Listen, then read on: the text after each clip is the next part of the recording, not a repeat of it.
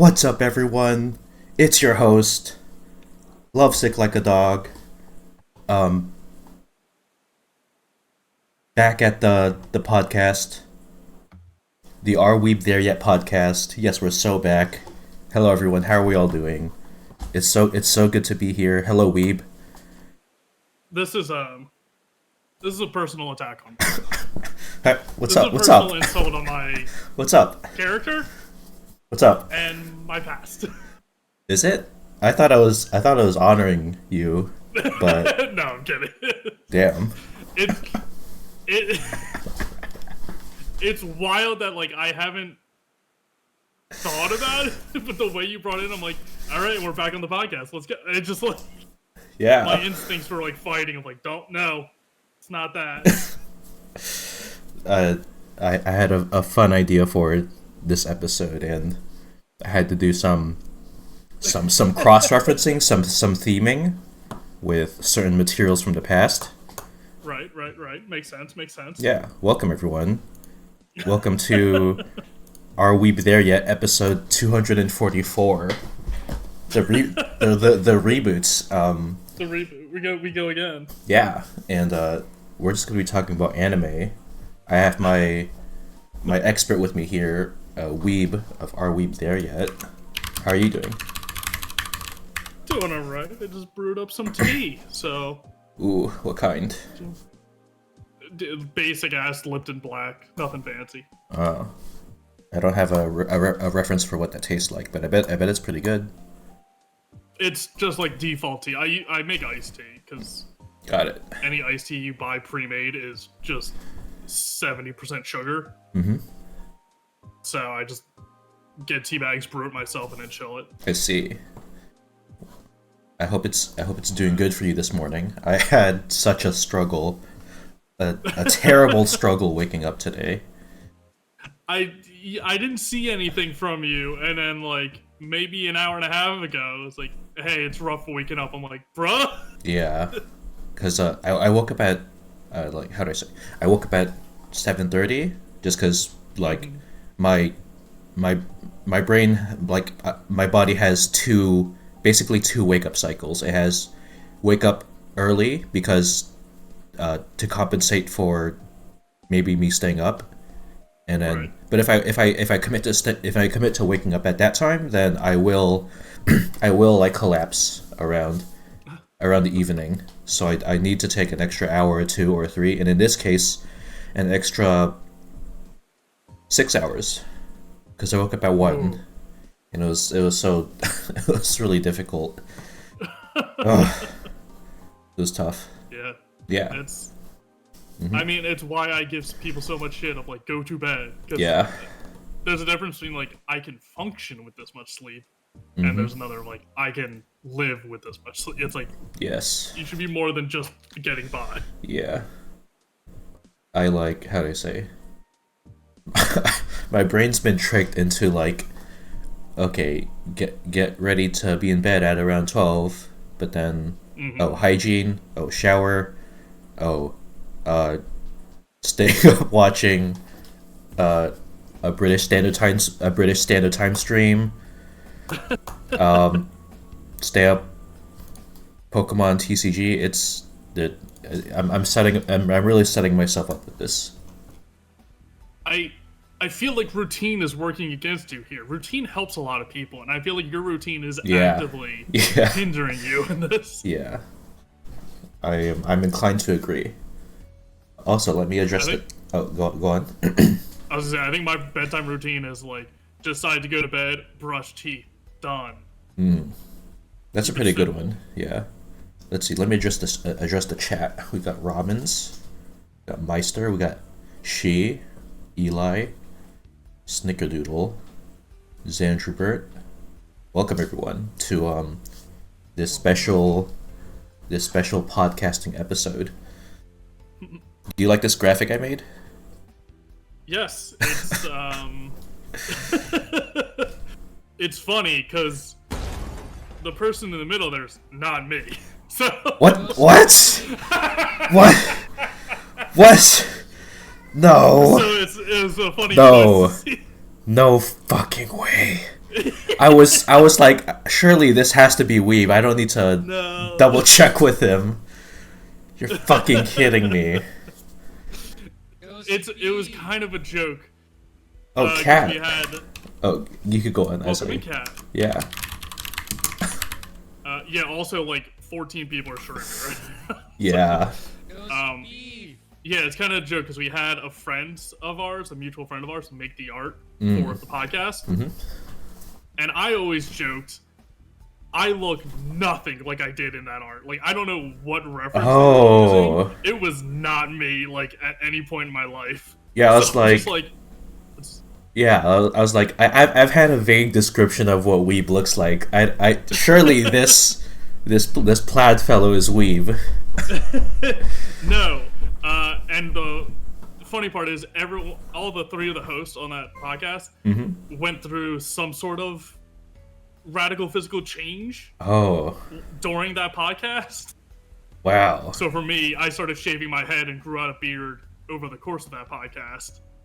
I see. Another co-host changed their name and started going by like they she pronouns.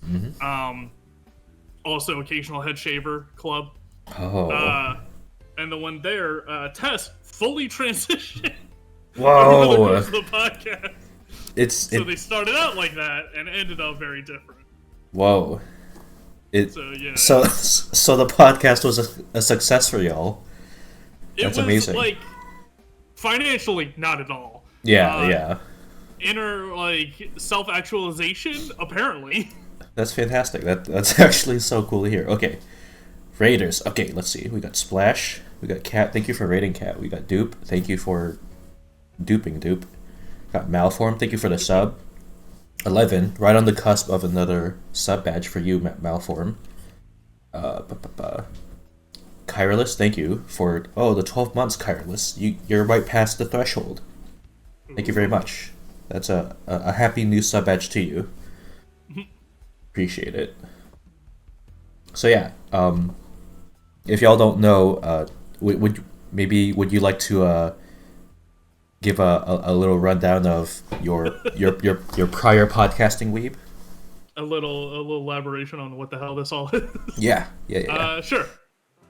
Yeah, for anyone unaware, I've done 2, technically 3, but we don't talk about the third one just because it sucked. Podcast. First one was mostly video games that I did for 7 years. Wow. And then this one, which is where I got my name from, Are We There Yet? Is a anime podcast I did with 2 of my friends that we met at an anime dubbing studio. Like it's a post-production audio recording studio, but their bread and butter, their primary business was anime. And they've gone on since to do other stuff, but they still mostly do anime. That's really cool.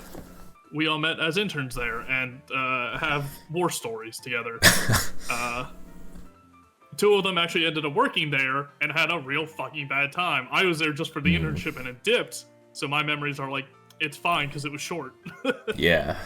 So, but yeah, so we had a little bit of extra insight on anime more than your average anime podcast. So it's really cool.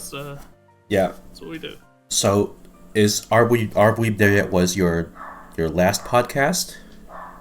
Yeah, that was the most recent. We started in 2018. Yeah, I think must have been a while because there's way too many episodes. Yeah, and then we also, the first one we did for 7 years, and we did every week. We never missed an episode, despite not having any fucking content whatsoever to talk about. And got up to got up to 400 episodes. Yeah. Are We There Yet? We took breaks frequently when it was just like, hey, this ain't working. We got to take a week off. So I think we got to like 250-ish, or well, no, you did it. 244.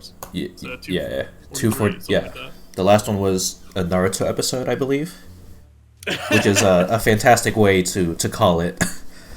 Yeah, it's because we had a few titles, like there's some big anime you want to do something special for. Yeah. So we held out on Naruto for a long time, and then we're just Oh. like, hey, we're wrapping up. We gotta hit it at some point, so we just Yeah. decided to do it as like one of the ends. Yeah. That's a really funny one to end with. Yeah, it's because like the podcast, there's like 200, 300 some episodes of Naruto. I think it peaks around Oh. episodes 10 to 12. So I feel like there's a lot you could skip out of Naruto and be fine. I see. Yeah, that's my personal opinion. But I was a Naruto watching youth on Toonami, was it? yeah. Was that like that was like between Adult Swim and Cartoon Network, right? Well, Adult Swim was just like after hours of Cartoon Network, and then Toonami was specifically Saturday nights. Okay, yeah, and yeah, it was got it. or primarily anime, but then they would dabble in other stuff Yeah, as they went on. yeah. But that's where most people Yeah. saw Naruto, Bleach, Dragon Ball Z, Mhm. Sailor Moon, all of the influential animes. Yeah. I was I certainly was watching Naruto totally out of order. That's how we did it back in the day. Yeah. You didn't have the options. You bought what you got, and you pieced it together as you went. Yeah. Let's see. What I guess maybe our first order of business could be continuing on with your final episode of Are We There Yet and just talk about Naruto. Okay, so let's see. I don't have much to chip in terms of Naruto, but let's see. I like Gaara. Gaara's good. I think that's it. Yeah. I think that's the extent of my opinion on Naruto. That's as much as you got. Yeah. Honestly, that's as much as you need. Mm-hmm. You got one blurb out of there, and you made it out. Clean. Yeah. Doesn't he like soften up like throughout the show or something? Yeah. So That's some gap moe for sure. how do I do a TLDR for Naruto? Condense it all into 2 sentences. Yeah. Yeah, Gaara starts out as essentially like the parallel of Naruto. Like they both have the tail beast inside of them. Oh yeah. And whereas Naruto is like, he's a little dumb idiot who like roots through the trash sometimes. Gaara is like government raised living weapon. Like the village agreed and raised him to be just a kill machine. Mm-hmm. And it's the parallel of like, you know, Batman and all of his rogues gallery. It's seeing like what the protagonist is and what he could have been in I see. any other village. So that's why Gaara was like a big threat. Yeah. Also, because like even his team was scared of him. His team is his brother and sister and like his teacher. They're like, yeah, we don't mess with Gaara. And then, you're the teacher. What do you mean? So it was a cool parallel. And the Rock Lee Gaara fight is still I get into it with friends. I think Naruto peaks around episodes 10 to 12. Was that it? Was that episode 10 or No. 12? No. Okay. That's Zabuza and Haku on like the bridge. It's real fucking early in Naruto, but I think that's the best it ever did. The Chunin exams is where like all the kids are trying to get the next rank of ninja, of shinobi. And Gaara fights Rock Lee, and that is widely regarded for a lot of people as being peak. That Naruto. was the weights being dropped, right? Yeah, it, that yeah. got circulated. Even if you've never seen Naruto, you've seen some clip of that fight sequence. And it's been used in reference in other animes and other shows for like fight choreography and stuff. So Yeah. that's usually regarded as like, that's peak Naruto. If not the best, it's up there as one of the best moments. So yeah, Gaara had his hand in it as being like a weird little sand goth. Yeah. I also played him in what was it? There's the GameCube Naruto fighting game. It was like I think it was like a 3D fighter or something. I mean, there's a bunch. I don't know if I know the GameCube one off the top of my head. I was playing Gaara in that one for sure. That is my lad for all time. Oh yeah, Clash of the Ninja. Yeah, I think that was it. It was a fun Yeah. time. there was a few Naruto games that were like, it might have been Clash of Ninja, might have been the sequel to it too, where it's like, this is generally a phenomenal game and it tells the story great. And then there's 500 just like 2D fighting games or like mobile gacha games or just whatever else. But there was a few Naruto games in there that are genuinely great. Yeah, I believe it. Yeah. Any Naruto takes you want to air out, because I would love to listen. Oh, I mean, like I said, episodes like 10 to 12. I don't know if that's the exact number, but it's like Zabuza and Haku. That, in my opinion, is the best Naruto's ever gotten, and it just peaks so early on, knowing that there's 200 more episodes. Like, you don't need that. And that's just base Naruto. And then there's Naruto Shippuden, which is like a time skip. Is that a separate series? So yeah, it's like Naruto is like when he's like 10, and then Shippuden is when he's like 15 or 16. So it's a continuation of the main story, but it's just like, here's an easy way to break them apart, and it's like pre-time skip and post-time skip. And so many animes do that, so many mangas do a time skip, like One Piece has done it, but that's still the same series overall. So do those two contribute to the total episode count that you're referring to?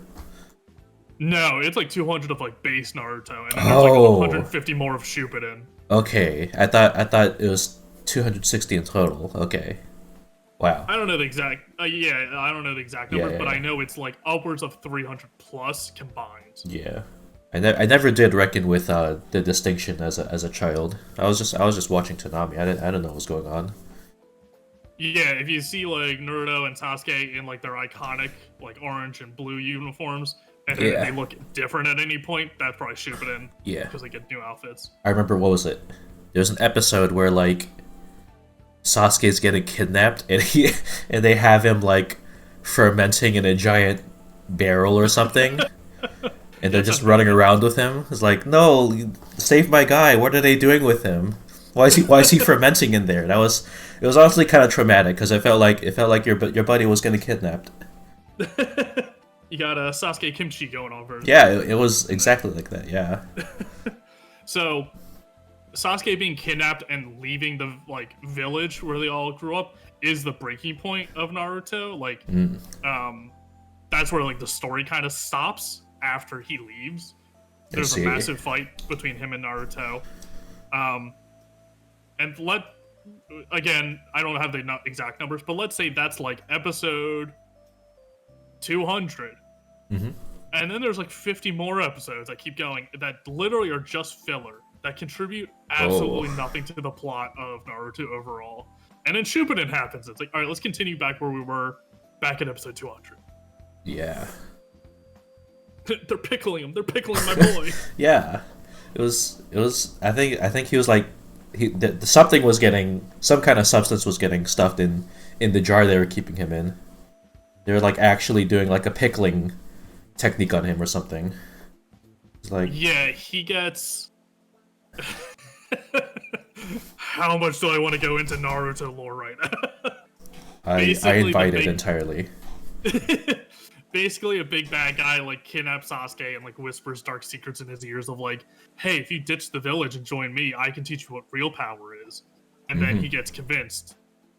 So he gets kidnapped by the big bad's like henchmen, and they put a cursed seal on him that's like changing his body on like a molecular level. So that's why he's like being pickled. He's kind of like is kind of like an actual caterpillar and like a. Oh, okay. Is that's why he looks really, really fucking weird at some point? Yeah, after he breaks out of it and like comes out of his metamorphosis, he goes into his cursed seal form, and it's real kind of weird, and you don't really see it again. You see bits of it in like Shippuden and later, but then you kind of never really see it after that, because it's kind of like he gets other powers, so he kind of gets rid of the cursed seal, and it's like, what happened with that? Where do we go with this? So it's an odd move, but hey, Kishimoto's got a lot to answer for if I start nitpicking Naruto right now, so that's definitely low on the list. We should get him on. You think? You think that's doable? I Yeah. think that's pretty achievable. I think he's not too busy now. He's got Boruto going on. Oh, Let's let should we talk about Boruto? I I I dropped off, so I don't really know any. I have a friend who's casually reading Boruto and just drip feeding me plot points to Ooh. rile me up and get me angry. So I don't actually know, but from what I Hmm. can tell, Boruto is it's again another time skip. They're in the future now. Naruto has a kid. His name's Boruto because he's Yeah. super original. Um, and from what I can tell, Boruto is Kishimoto, the mangaka of the series, wanting to do a sci-fi story, and Shonen Jump has him chained to his Naruto desk and Oh, will not let him leave that IP ever. He's gonna die in the Naruto universe. He's never allowed to do anything else besides Naruto. Because interesting. Boruto is so far removed from Naruto, like theming wise and world wise, it has just fucking nothing to do with Naruto.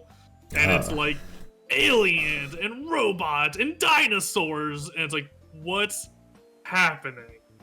And it's very clear he wanted to do like a sci-fi story, and it's like the only way we'll greenlight you is if it's connected to Naruto somehow. That's how it feels. I don't know how Interesting. true it is. That's how it feels. Yeah. How do I say? The I guess the the anachronisticness of it is like that's a big sticking point with Boruto. Yeah, it's. I didn't think I'd be ranting about Naruto today. I mean, the possibility's never zero. There's always a chance it'll come up. Yeah.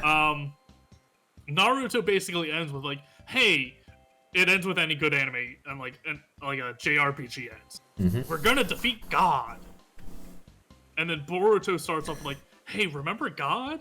Turns out it's not actually God. There was someone pulling God's strings. It's like, all right, Wow. I gotta take a lap. I gotta walk away from this for a bit. And it's like that's where I just fully abandoned it. Of like, I don't care. Because it was like, hey, God's little henchman from Naruto at the end. Turns out he was plotting against God. It's like you can't plot against God. Like it drove me insane, and I just fully dropped Boruto on the spot. I see. Yeah, so it's Boruto gets real wacky, and apparently, currently, there was another time skip in Boruto, and it's like Whoa. he wished he was never born, sort of thing, where like an alternate reality where he isn't Naruto's son, and it's like, Oh. man, you really didn't want to do Naruto still, Then he's and they just really held you to the fire. Bo. It's he's just Bo. Yeah. The Rudo's gone. Yeah. Yeah, it's I've like I said, my friend still like drip feeds me plot points just to get me mad because he knows it'll work every time because it's That's just so insane. that's so considerate of them. I Yeah. have a real I have a real antagonistic relationship. I was gonna say with my friend, I'm just anime, Yeah. just manga in general, and my friend takes advantage of that. What was it? No Ruto, yeah, that's it, cat. You got it. There we go, The Cat. Ruto's Thank gone. It's you. no. What was it? So so one thing about Naruto, I think this was maybe like around the ending of the series.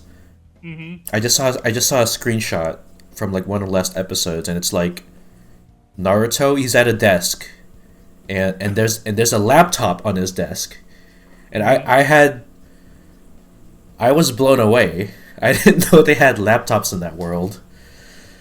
It's yeah, it's a weird Cause like level yeah, of technology. yeah, like yeah, cause like like I guess like the at the I guess like the world building at the start of the series is like more 1700s 1800s leaning, and then there's a laptop in a scene. I don't know how to process It that. so like yeah, if you go like Full Metal Alchemist, that's a lot easier tech wise to be like, oh, this is the 1930s, and then they advanced further. but with an alternate form of like technology and science than we do. Yeah. So it's like, oh, it's pretty similar, but then they got a few odd things that are a little different. Same with the Watchmen. For anyone to know, like the Watchmen comic book series, Dr. Manhattan was created in like the 60s, or like appeared in the 60s. And he changed the world because he was able to like perfect nuclear energy. Yeah, but So you see, the laptop truly just looks like a laptop. I don't think there's... Naruto, the technology is like D&D level of technology, where it's like, we have whatever we need at this moment, and then we'll try and retcon stuff to make sense. So it's like, do we have computers? Not in Naruto. 15 years later in Boruto? Yeah, everyone's got laptops. You got a smartwatch. Like, why? When did this happen? It's like, it just because we needed it to. Yes. Okay, so that's in Boruto. That's not in Naruto then. Yeah, Naruto, they're still using like calligraphy and scrolls and ink, and it's like, this is base level of communication. Yeah. And then Boruto really says, I want it to be sci-fi. Now we have laptops. Yeah. And it's like, okay, you know that doesn't make sense, but okay. Yeah, I've never been more perturbed by just such a small detail in a piece of media that I don't care about. It's like, what the fuck? I've learned to get better about like nitpicking stuff and learning to let go. Like, hey, it just sometimes you gotta just shut the brain off and story for story's sake. But there still are like occasional things where it's like, this pinpoint detail, I'm like, no, I will die on this hill. I refuse to go forward with this media as long as this exists. And I cannot get past it. Supernatural. I watched the first season of Supernatural, and I was like, I've heard good things. This is pretty fun. Monster of the Week. And then they meet their dad, who is approximately 6 years older than them. And I was like, no, I'm done. I can't. This is bad. And I know it's just the actor's age and not the character's ages, but like, he's so visibly the same age as them. And it really threw me off of like, they put like a little bit of gray in his beard and like, that's good. It's like, no, it's not. So are we gonna from how Supernatural goes, I think I've dodged a bullet with that one. So yeah, I've been getting so a lot of my YouTube shorts recommended is just out of context white TV, and Supernatural does pop up in there. Yeah. And things certainly do be going on in that show. It's insane because it's like, even the creator said, like, we had a story arc for 5 seasons. It's like, okay, so you ended after 5 seasons. No, we ended after 18 seasons. It's like, okay. So there's good just 13 years of nothing? They're like, yeah, kinda. Okay, good to know. Damn. So like, if you want to get into Supernatural, go up to season 5 and then stop. But I dropped out earlier than that. So yeah, I don't think you're gonna be on your deathbed wishing you watched more Supernatural for anybody. So yeah. I think you're fine missing that one. I have a decent enough impression about Supernatural, given its prevalence in the Drawfee circle. Yeah. And what people have had to say about it. It's only gotten worse from everything I hear, so it's like, okay, cool. Yeah. We can sidestep this one. Let's see. I'm trying to think of if there's any anime that, because I'm not much of an anime watcher. I've maybe seen 24 at most over all my life, maybe 30, so somewhere less than 30, somewhere there. I'm trying to think if there's one that would be fun to discuss with you. It to me, it's like 24. It's like that's a good amount if you're not actively trying to watch anime specifically. I'm like, that's a pretty good amount. And then I remember I did a podcast where we watched 3 episodes of an anime for a week for 5 years. So it's like, I've watched too much. Yeah. Ooh, I've seen too much anime. Thank you. My numbers are. Yeah, you are skewing the statistics here. I'm throwing the balance off. Welcome, Juno. Thank you for rating. We're having welcome to episode 244 of Are We There Yet? I'm your host, Lovesick. joined by my good host Weeb from Are Weeb There Yet? You may have heard of it. Yes, yes, It's this. It's this and me. yeah. We're just talking about anime here, and it is truly conversational. Thank you for stopping by, Juno. Let's see anyone stopping by with spam, Elix, Cami. Welcome. Thank you for joining us. Let's see. Okay, I'm gonna start just spitballing some anime that I've seen, and you let me know if there's some material to go into about them. Let's see. JoJo. It's. I I know that's yours. yeah. You are not like as versed as in JoJo as other anime folks would be. So No, I'm kind of the abnormality where I watch parts 1, 2, and the first half of part 3, yeah. and then I was kind of like, hey, now they're getting into the stands, which everyone knows about. I'm like, cool, I'm done, and I stopped because I'm just like, part 3 seems good, but I couldn't at that time get through two parts of it. I'm like, I feel like it could have been condensed into one pretty easily. Yeah, I do. Part 3, if anything, part 3 it's way too long. Yeah, It's so way, I was like, yeah. I'll get to it eventually, and I just never went back. Yeah, it's way too long, which doesn't synergize super well with like the format of it being pretty Monster of the Week. Yeah. And like most of JoJo is pretty Monster of the Week, but like 3 doesn't have the narrative backbone that like a part 4 or 6 or 7 does. So, yeah. Let's see. Yeah, it was a lot going on. I was like, I think that was towards the end of the podcast. Yeah, where I was yeah. burnt out on anime in general. Yeah, true. Let's see.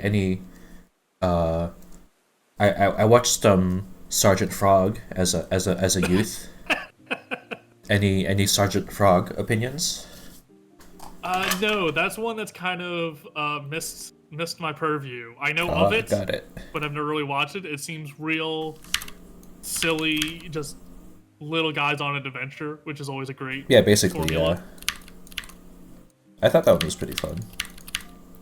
All the characters, like, there's like a squad of frogs, and they all have like their own. They're all like very much like of an archetype. Yeah, but they're a fun. Color coded. Yeah. You got the red, you got the blue. They're a fun group regardless. Yeah. Let's see.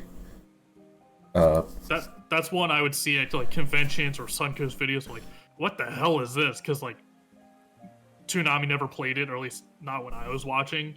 Yeah. So I'm like, I heard it was always in my peripheral, but I never had any place to actually watch it. And I wasn't about to just spend money to actually get like DVDs of something I didn't know. Yeah. That was way too much of a gamble. Oh, I see you got your emote approved spam. That's good to see. Oh, nice. Yeah. I made that one. Made that one for spam. Hope you find good utility in it. Let's see. Any other anime I've watched? Of course I've seen an Attack on Titan, at least most of it. I didn't like the last season got like insanely staggered in multiple parts, and I think I missed the last 2 parts, the last 2 drops of it. But I have seen most of it, and I do have a good idea of like what the whole thing's about and shit. You probably got a better idea than I do, because they were like, hey, you know the show about big crazy monsters? What if it wasn't about the monsters? What if it was a political drama? I'm like, I'm out, I'm done, I don't care. It's been 30 chapters since I saw Titan, I'm out, and I stopped reading it. And then I heard it got worse, so... Yeah, how do I did that okay. Let me try to... Maybe I could try to lead the Attack on Titan conversation then. Yeah, there you go. Okay, let's see. Damn, this is good. Okay, this is gonna be hard because what was it? When did that first episode drop? I was like, it was like 10 years. Seasons like 1 and 2, maybe not 10, maybe like 8. It was long. Yeah, I definitely caught that first season when I was too young to be watching it, but yeah. Let's see. So let me think. I think I fully went through high school and college. Yeah. Before season 2 came out. Yeah, probably so. Yeah. I think I was in high school maybe at that point. I don't know. Mm-hmm. Yeah, cat. That's a pretty elegant way to put my thoughts on it, cat. How do I Yeah. say? Yeah, cause most of the show, like for, I'd say like the first 60%, it's Mm-hmm. like it's about like the intrigue and like it's this very survivalist show about the fucking Titans, fucking everything up and like I love a really crazy plot twist in a thing, Yeah. but how do I say? It seems like the show feels like it has a pretty wishy washy stance on the subject matter that it's tackling. It does have a flavor of both sidesism to it, and like I th- false yeah. false equivalencies and such. I feel like the wishy-washy stance of like, hey, maybe other sides have a point, is a stance in and of itself, and it's not a centrist stance. Yeah, It's someone who says, I'm a centrist. It's like, you're a fascist, but you don't want to say it because yeah, you know that's that would aggravate people. And yeah, that's what that show had as well going for it. yeah, and So it's, yeah, most of that stuff like reared its head in the very last season. So it didn't plague most of my experience with it, and for most of the show, I really did enjoy the just the intrigue of it all and just uncovering this history behind the world and why these things are happening the way they are, and it was really cool because like there's just some incredibly cool moments in the show, and there's some really good there's some fantastic mood and a lot of memorable shit happens. There's like there's a good set of characters. We got Jean, who I love. I love Jean. That's my guy. Jean is Yeah, like yeah. Jean is like Gary Oak if he got his shit together and became like he became like a super like a really competent leader for like the B team later into the series. I'm such a fan of that guy. Yeah, he really starts off as like the smarmy, like rival, like Yeah. jerk character. And yeah, I've heard good things about him. Like his Yeah, he's character very growth and cool. stuff. Yeah, I love that kind of character, and he's a cool example of it. So let's see. It's a very bold choice to be like, hey, this thing this series is about that's in the title. I don't think people are interested in it. Let's go with something not in the Yeah, title or something we've never talked about before, and let's delve into that for a long, long time. yeah, So I mean, it it's was a popular for a reason. People like got into the series for a reason because the beginning of it was good. And man, yeah. It is what a twist! it is a big ask, but yeah. Let's see. Any opinions from the chat? Oh yeah, read too much about the manga, then stopped caring in years about the writer's opinions, and decided I didn't want to give them attention money. Yeah, yeah, that adds up, Meister.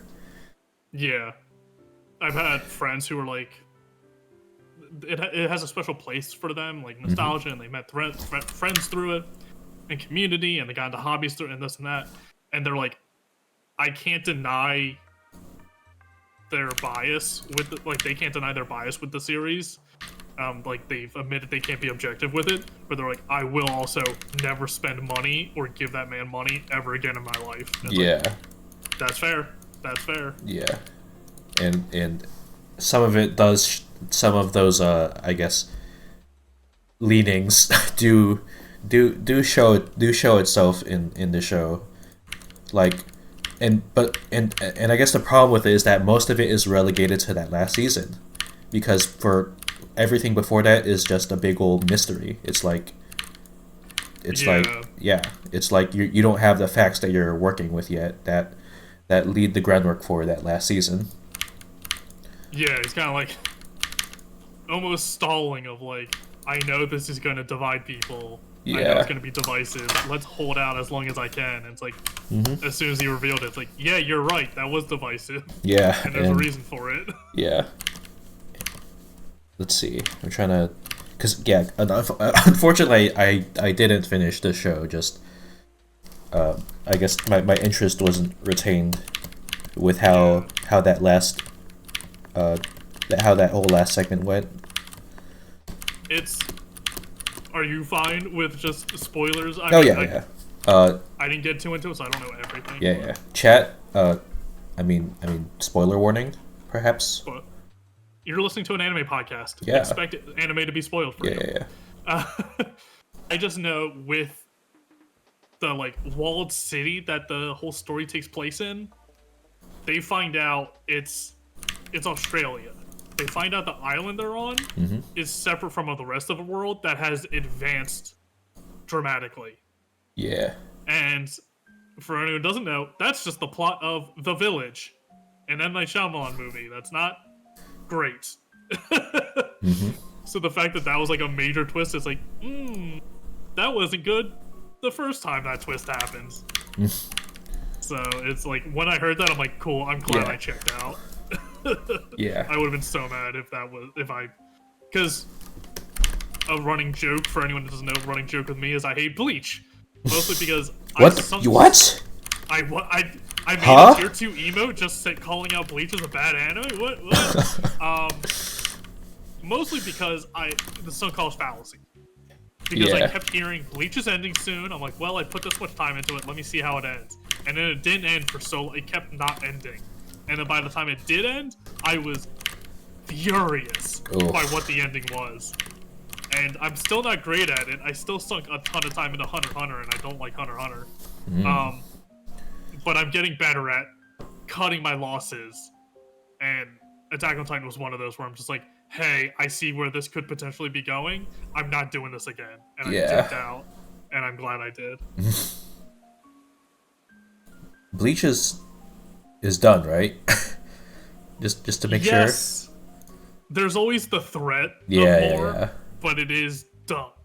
Yeah. Was it the anime? Was it the anime adaptation that was that kind of recent news? Because I remember something about Bleach being. Yeah. Being so recent. It's back in like relevancy because the anime got to a stopping. Like the anime just stopped at a certain point, but the manga kept going. Yeah. And now the anime's back, finishing the manga. Oh. So Bleach 1,000-Year War is supposed to be like the last 2 arcs, I think, of the manga. And because it's already done, because they know what they're doing, they're like, I'm not saying not stretching it out, but they're giving it the time it deserves, as opposed to trying to like blow through and condense 1 arc per season. Yeah. So they're able to like let it marinate a little bit and give it time for like the scenes they need to, instead of just running through. I don't recommend it. Yeah. Some of the animation's beautiful, some incredible animation. Bleach has always been stellar with music. Any music in Bleach is always a banger. Like, whoever's the music director of that, phenomenal work. I can't justify the story. Tito Kubo, immaculate character designer. Like, some criticisms, but generally character designs in Bleach astonishing. Story, he had 2 stories, and then he repeated it for the next 7 arcs, and it's a rough time. Damn. Yeah, that's like.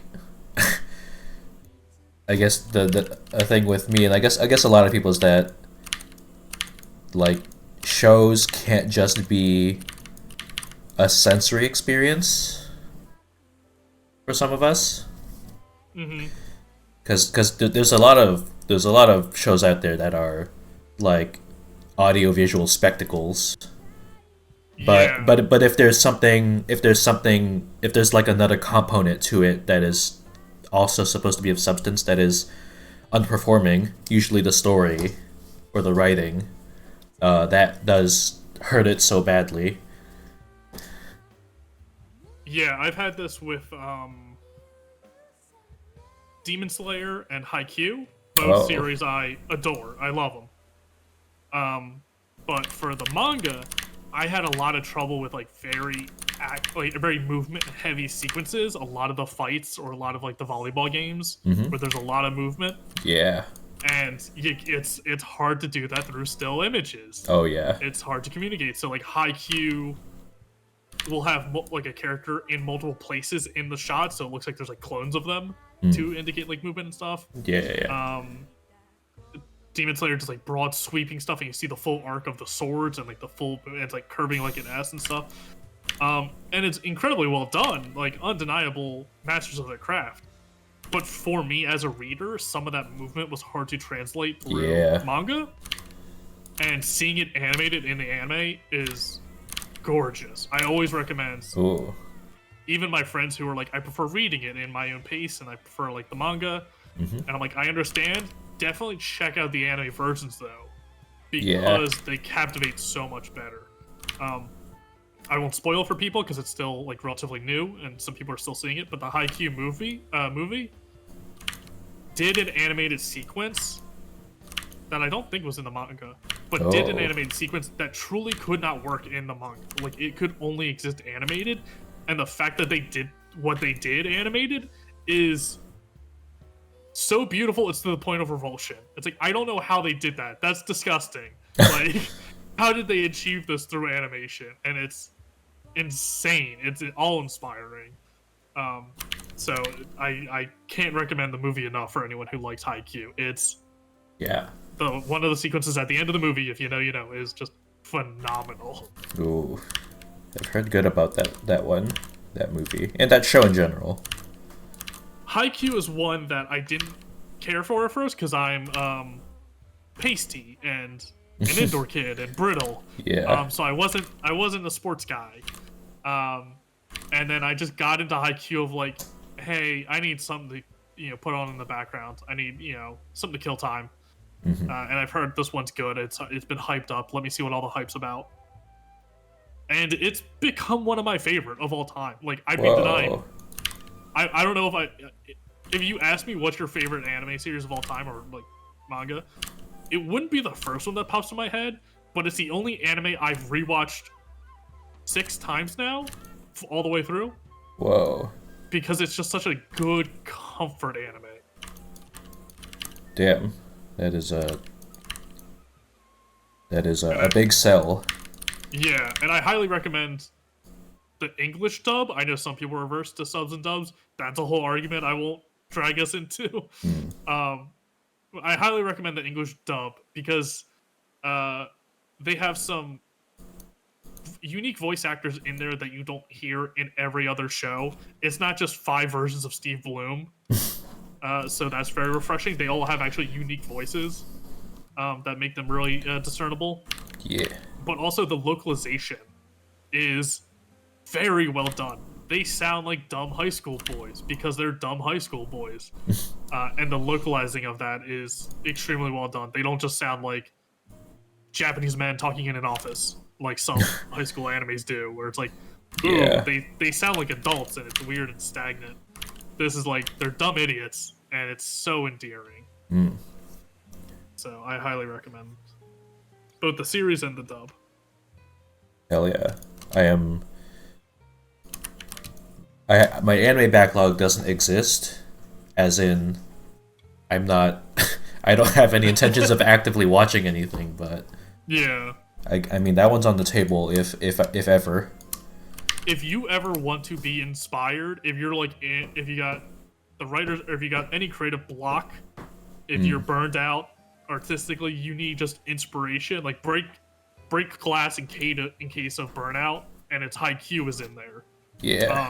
Because it will inspire you. Because it's not just like he's the protagonist. He is automatically good at everything he does by virtue of plot armor.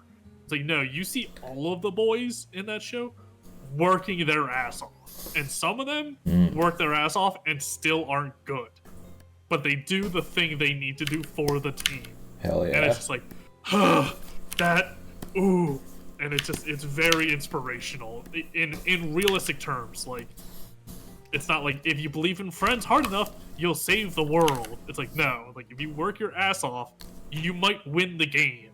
Which, in the grand scheme of things, means nothing. And they Yeah, address that that's as really well. cool. They address one of the characters is like, this is just high school volleyball. Why is everyone taking this so seriously? And then he has a breakthrough with his character development, and it's, I think, the single best episode of Haikyuu is his breakthrough episode. Whoa.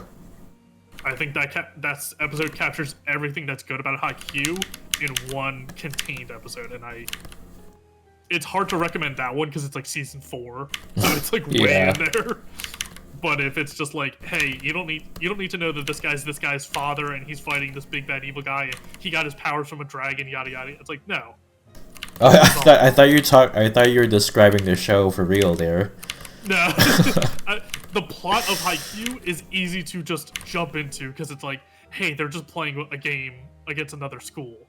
Yeah. You don't need a ton of backstory for it. So I do recommend that episode of like, if you're questioning to watch Haikyuu, watch this one and see if it does anything for you. And if it does, then go back and rewatch everything else. Yeah. Let's see. Oh, the thing about certain manga panels being difficult to read. That's certainly something I got with reading JoJo. Because after part 5 ended, I just read the manga instead of waited, and loved it. It is some of them sequences are so difficult to discern because the fights are, if you know a JoJo fight, they are rather silly. It's both the artist's style, which is amazing, but he really likes to distort stuff. Yeah. So it's like, my brain can't fill in the natural movement of a human body with this because it's not obeying the laws of exactly. physics. And then on top of that, they're doing the crazy superpowers with the stand. Which is and stands. their own thing. Yeah, and stands just have the weirdest mechanics that are specific to them, and they don't make any sense out of context. Even if you're like, you could like pull out, you could get like an isolated cell of the anime of like a stand power in action, and it still won't make sense because they need so much context, and you need to know what they are and how they work and everything about them, and it's very like it's especially because parts 1 and 2 deal with, what is it? Hockey is One Piece. Hemon. 1 and 2 deals Hamon? Yeah, Hemon. So it's a full different set of superpowers where it's like all sun-based powers, and then 3 is like, what if we did something batshit insane? It's like, all right, I guess. Just totally, so just totally replace the power system of the universe. Yeah. It's like, what if Spider-Man wasn't a spider anymore, and instead was Superman? It's like, this is not the same series anymore. No, it is. It's like, what? Yeah, it's quite a jump for sure. Yeah, and mild spoiler for part 3. It's not a huge thing, but I thought it'd be a build-up for like, this guy's stand shoots fire. This guy's stand punches good. And then as they get on to maybe like part 8, they get real silly with the stand powers. Yeah. No, part 1 of part 3 is like, hey, this stand is a boat. It's like, okay, but what's the power? It's like, the power is it's a boat. It's it does the things a boat would. Yeah, what's not adding up? Is that, what do you not get? Yeah. Why are you not following this? Yeah. It's like, okay, I guess we're just here now. So them powers get rather silly. Yeah, and it goes from there. Like, it starts on boat, so it gets wild. Like, JoJo's one where like I don't have massive love for it, but also don't have extreme detestment for it, which is it's a big compliment for me because I fucking hate a lot of anime. So JoJo's like, I see why people get it, but it's not hitting me at that level. But like, totally. Kudos to everyone that's into it. Like, by all means, enjoy your stuff. Yeah, I do like JoJo, but I would struggle with selling it to maybe most people that I know. But I do like it. Yeah, it's an ordeal. My dad's actually gotten into anime. I got my dad into Demon Slayer, and every now and then he'll see something on Netflix. He's like, "Hey, what's JoJo's Bizarre Adventure?" I'm like, "Oh boy, how do I just walk away, Dad. Just don't touch it. Like, Yeah. this won't do anything for you. Yeah, it is a chaotic watch for sure. Yeah, it's always surreal. I've had at my previous job, because it was another localization job, I had a coworker come up to be like, "Hey, we're working on a thing for Crunchyroll. You're a nerd. You like anime, right?" I was like, "Yeah." They're like, "Cool. We need like a point of reference for this show." I was like, "Yeah, okay." And it was like something with like the plot that no one understood because they didn't watch it. I was like, "No, it's this guy and he's his brother, and it like the translation's correct. We can go with this translation." And they're like, "Cool, thanks, nerd." I was like, "Cool, goodbye." So it is. I've actually had to use it in a professional setting. Hell yeah. Your expertise comes into play. It's weird. It's weird when it'll come up, but sometimes it does. You never know. Let's see. Trying to think of. Let's see. Okay, I'm gonna scrape my mind for more JoJo to talk about because I would like to know your thoughts. All right. Okay, so let's see. Maybe just a little breakdown of the series and like the parts and how they are, like, their relativity to one another. So part one is pretty typical, like, darker kind of vibe shonen. Definitely might be probably the simplest of the parts. Part two is also quite simple, but like quite a different tone because part one is like kind of like a Victorian era. Yeah. And Yeah, part it's two, like 18th century. yeah, and part two is like World War II era. So it has like that kind of how do I say? Yeah, more of a World War II era for part two. Then Yeah.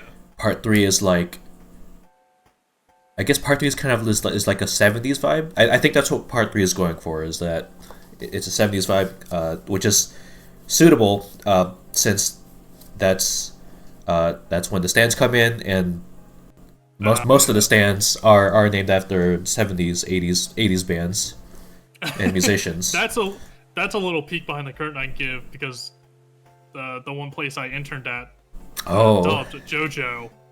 Oh, so you had to deal with all the translated names. So translations are its own thing. So like translations themselves are kind of viewed as an artistic creation, and the translator like kind of personalizes them. Yeah. So it's got different qualities to it. So each translation is kind of different with that. There's not like just stock translation for everything.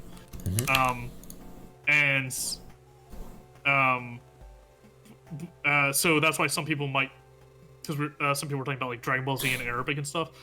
Depending on licensing rights, there are different dubs for stuff. So there's like 3 or 4 different dubs of Dragon Ball Z just for English. With a fully different cast, and depending on where it was aired, is a different character. Interesting. So, like, I didn't know that. The Dragon Ball Z English that we heard in the States is different than the one that we dubbed at the studios, because the one we dubbed was English for Southeast Asia. So the Philippines and like Korea and stuff. With JoJo, it's a very cool touch that all the stuff is tied into musicians and names of songs and bands and stuff. Legally, it is hell to try and get the licensing rights of not even using that music, but just saying the names. Yeah. Because I know some of JoJo, or at least one of the stands, is Prince. There's one of them, Purple Rain, or one of them's a Prince reference. I forget exactly which one. Let me look into this. But Prince, notoriously one of the most litigious musicians on the planet, and that's why the JoJo dub took a long time to get dubbed and released in the States, at least our version, because they had to get legal clearance on all of those names, and if they couldn't, they had to rename them to something different. Oh, I mean, but still similar. Yeah, I'm looking into it. There's a lot of Prince reference for sure. Yeah, there's Prince is just a nightmare legally. There's Gold Experience. There's Yeah. Soft and Wet, Paisley Park. Yeah, those are the the three big ones for sure. Yeah. So yeah, like REO Speedwagon is like that's fine. That's not gonna be a trouble. But then a lot of the other JoJo names, like they had to rename stuff because legally they couldn't use the exact same name. So Brutal. yeah, I've it's told you about some of the translated stand names. Have I? I think I have. uh maybe a bit, Okay, but God, let me read out some of the. Let me find a. There's got to be a list somewhere. JoJo. yeah, probably a fandom. Probably. Yeah, let's see. Let's see. Okay, yeah, JoJo localized stand names. There, some of them are delightful. Let's see.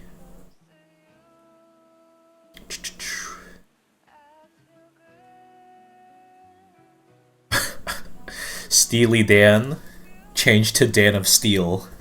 There you go.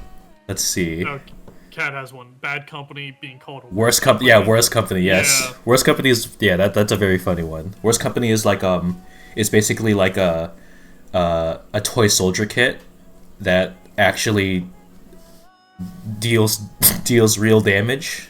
That's a pretty fun. That's a pretty fun stand. Let's see. Yeah, worst company. That's a good one. Sticky Fingers into Zipperman, which What? it makes sense because of how that stand looks. Okay. Yeah, yeah. Purple Haze Yeah, into Purple Smoke. Moody Blues, Moody Jazz. Let's see. Okay, this is one of the best ones. Notorious B.I.G. Oh no. changed to Infamously Big. No, Infamously that's Big. good though. That's good. That's a good one, yeah. Infamously big. Yeah, so good. Let's see.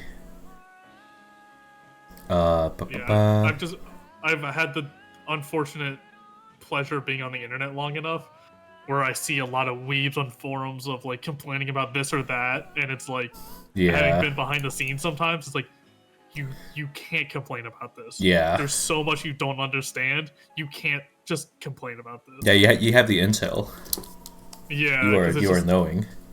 it's just simple stuff of like, why did they change the name of this character? It's like legally we Yes. had to, Oh, and it's like there's so many things involved. okay. This is another well-known one amongst the JoJo fans. For Limp Biscuit, Oh no. Flaccid Pancake. I, Flaccid Pancake. What the fuck? what part was that? Like, how far into JoJo's Oh, that's did we hear that? that's part 6. So well Part into it, six. yeah. So you're like, yeah, okay, let's just roll with it. It's not early enough in part 3 where it's like, what? It's like, no, you're like, I've been here long enough. I'm fine with this. Yeah. Flaccid pancake means nothing to me. Oh, and of course the most well-known of them all, Dirty Deeds Done Dirt Cheap into Filthy Acts at a Reasonable Price, which is very literal and very funny, and I like that one a lot. It's great. Oh my god. Yeah. At a certain point, the localizers had to have just been playing with it. Yeah, Like, exactly. we can't get that right. Let's just get real silly with it. Yeah, Because and nothing we say is going to be like close. I respect it a lot. It's very good. Let's Yeah, see. there's a lot of shitty weebs on the internet who don't understand the difference between translating and localizing. And being like, why don't they just translate it 1-to-1? It's like, have you ever seen a 1-to-1 translation? Yeah. There's so much nuance and like technical stuff that just is lost fully.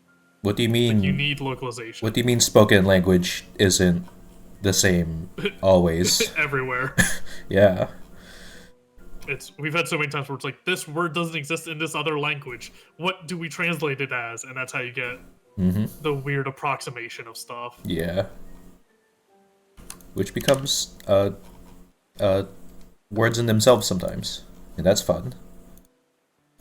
Yeah, like Nikama Yeah. notoriously is like for One Piece is like, this can't be translated because it doesn't encapsulate the full breadth of what the word means in Japanese.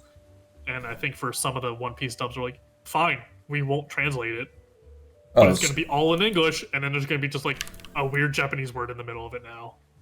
yeah, I like that. That's a good solution. Sometimes it works, like that Yeah. one works, and then other times it's like, yes, a jelly donut. It's like you can just say onigiri.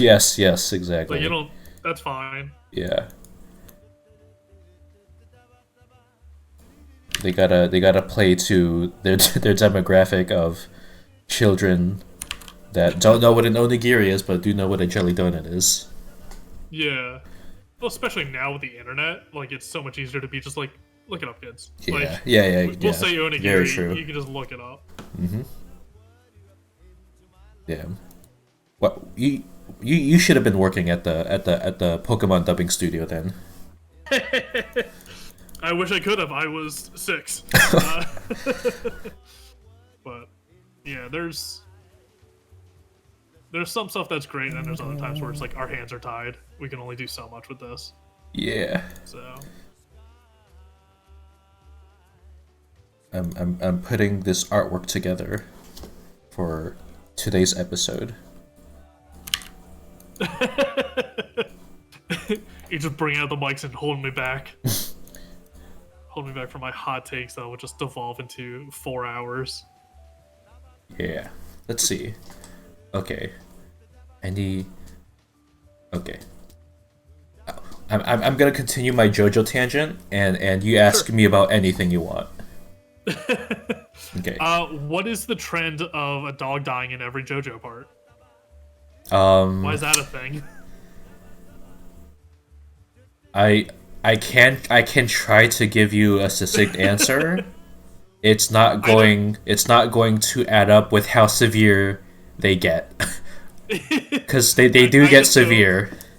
Yeah, I saw the first 3 episodes of part 4. What's Josuke? Yeah, Part Josuke. 4? Yeah, part 4. So I've seen that one where a man bites a dog's face off. And it's like, Oh okay, my god, yeah. this is a lot. Good lord, for yeah. the first 3 episodes. Yeah. That's how you really know that person is like a serial killer, you know. Gotta sell their bad vibe.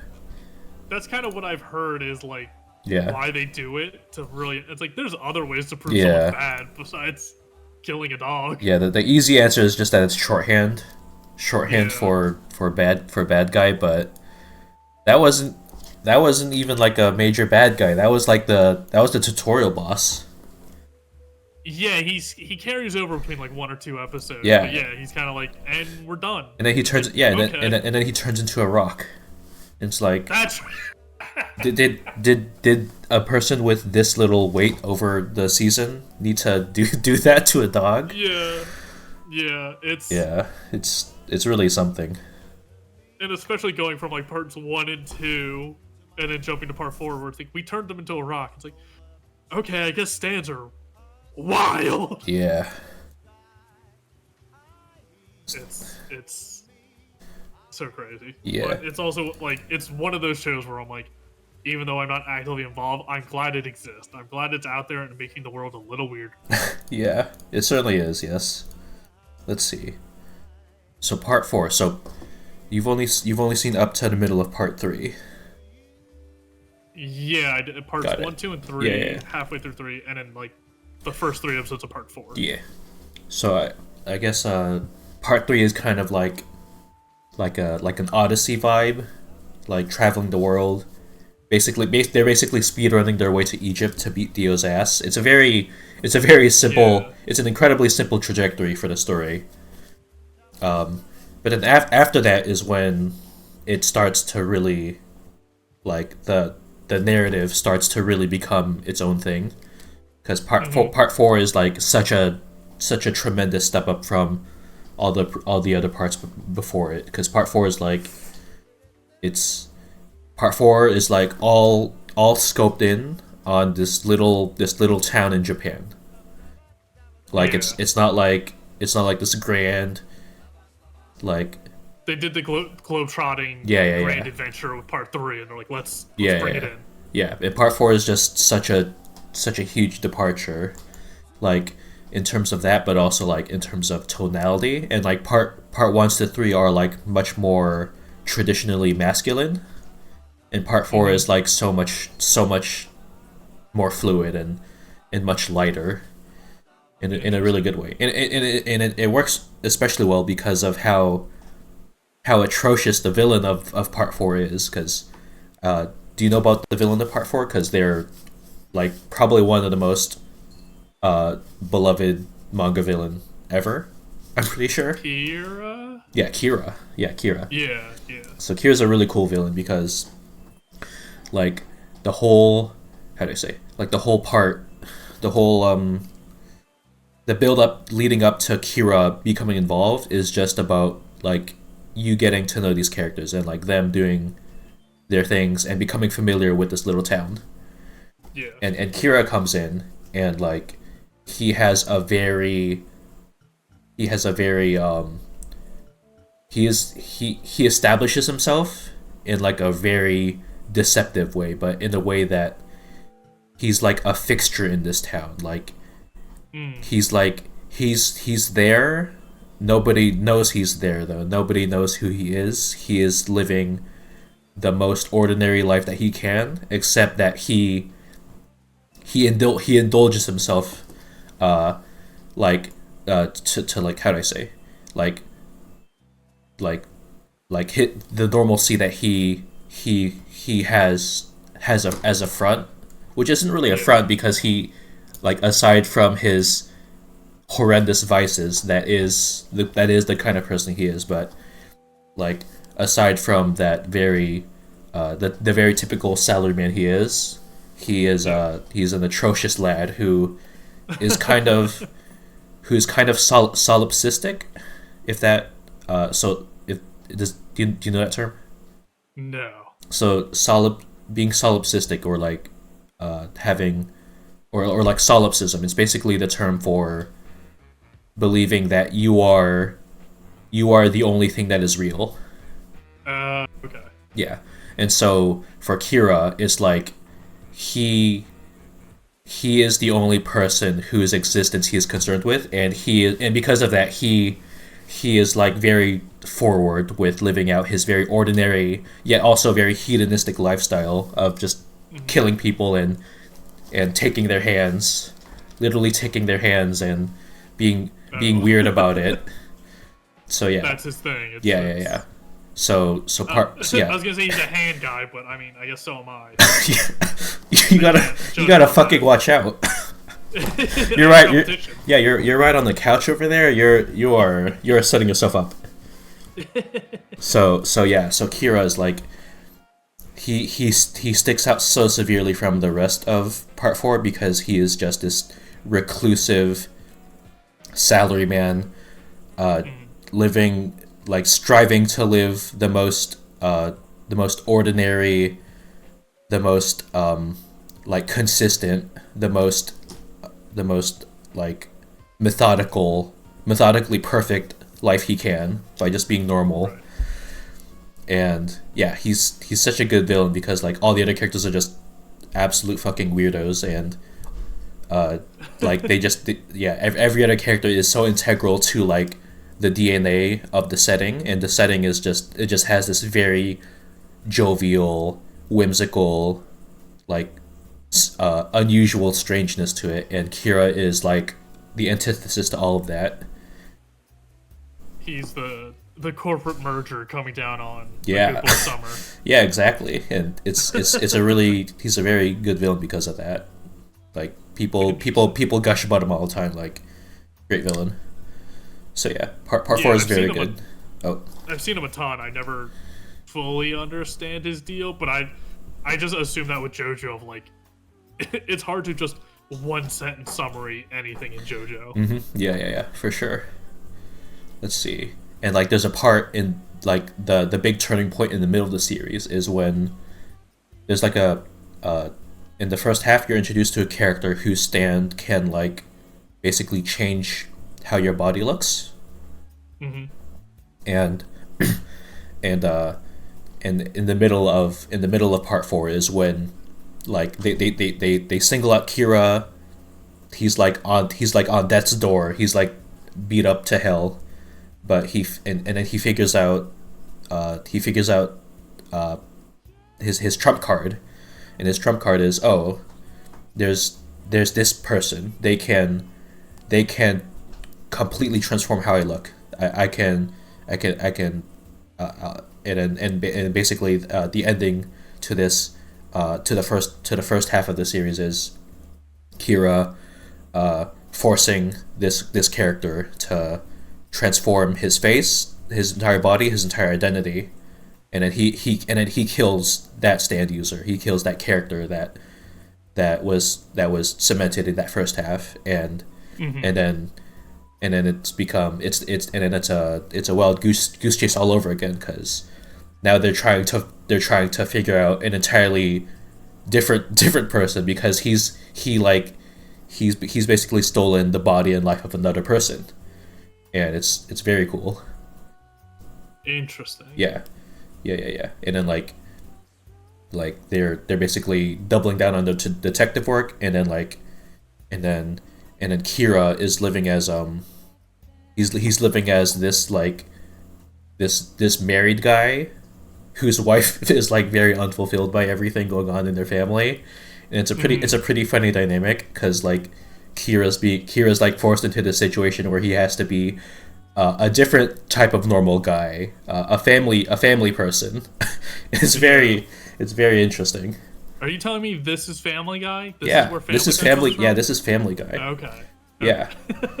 And yeah. So does he take on a new identity of like an existing identity, or is it like a full new like? Oh yeah, he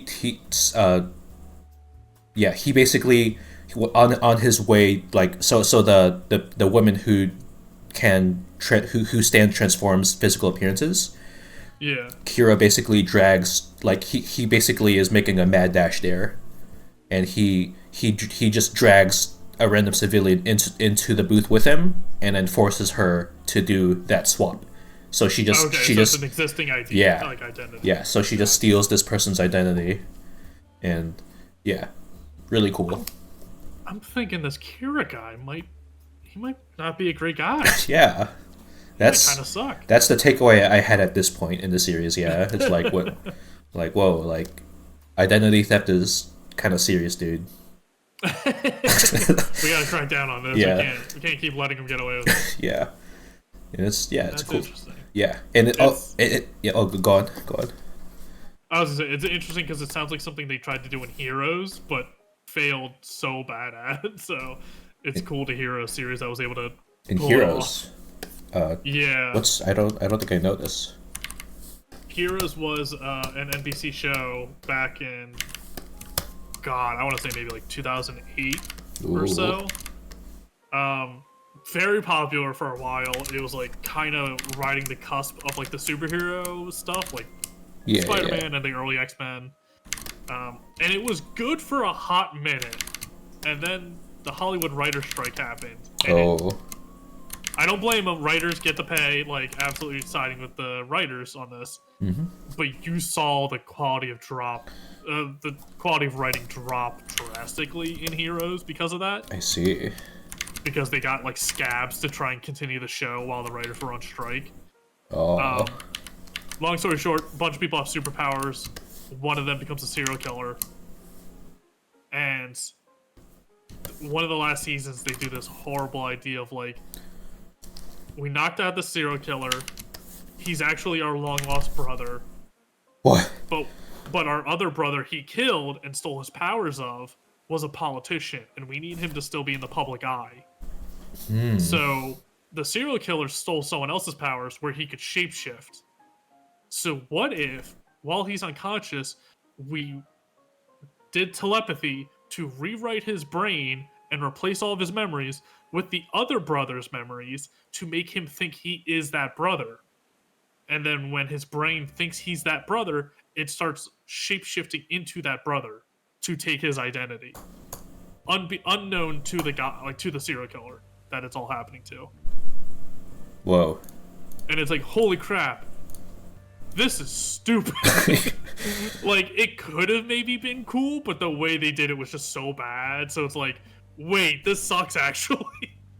But it sounds Yeah. like Kira and JoJo did something kind of similar, but like was able to pull it off. Yeah. I had no idea about this show existing. Thank you for It's informing me. it's a wild ride. I do not recommend it, Yeah. especially in hindsight. Yeah. You got it. But it's like I will not be seeking it out. yeah, basic Cable trying to attempt superhero stuff. It's like it can only go well, right? Oh. So, but yeah, it sounds like JoJo's actually able to. I think that's the thing because that's kind of what tell people with like One Piece, with like the big three Shonen Jump anime or big three Shonen Jump series of Naruto, Bleach, One Piece. Mm-hmm. I feel like One Piece gets away with a lot of shit because they jump the shark so early. So early on, they're like, we're gonna be silly. We're kind of do some weird stuff. Don't take this too seriously.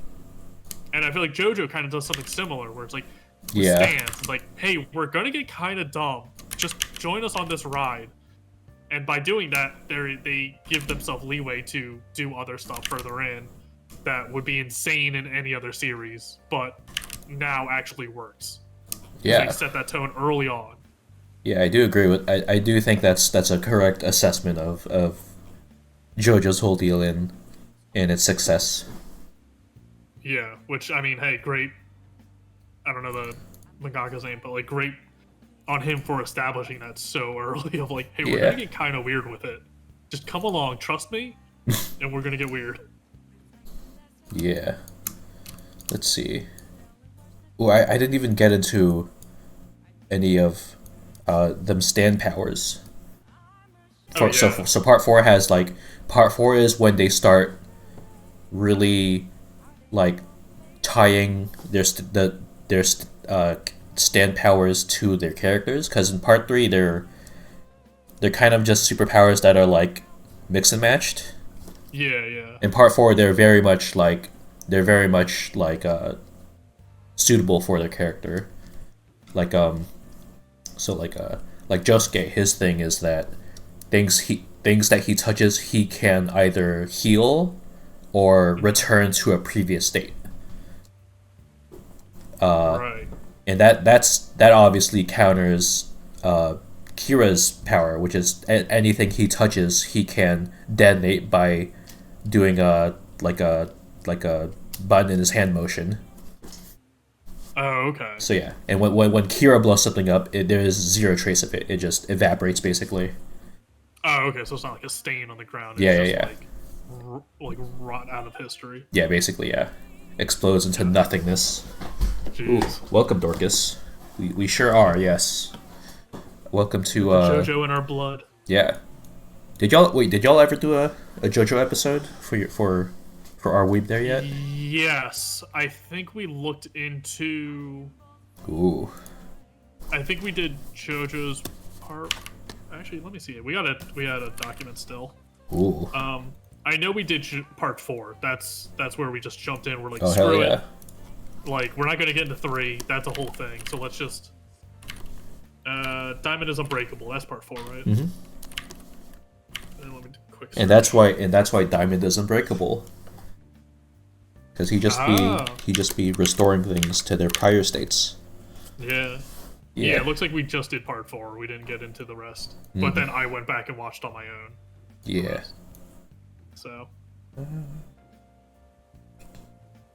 It was also fair warning for anyone who actually does go back and listen to the podcast. The premise was, with our weeb there yet, is trying to get the main host, Tess, who didn't care for anime. Oh. Who got sick of working on it, and who never really got into it, and then got sick of working on it.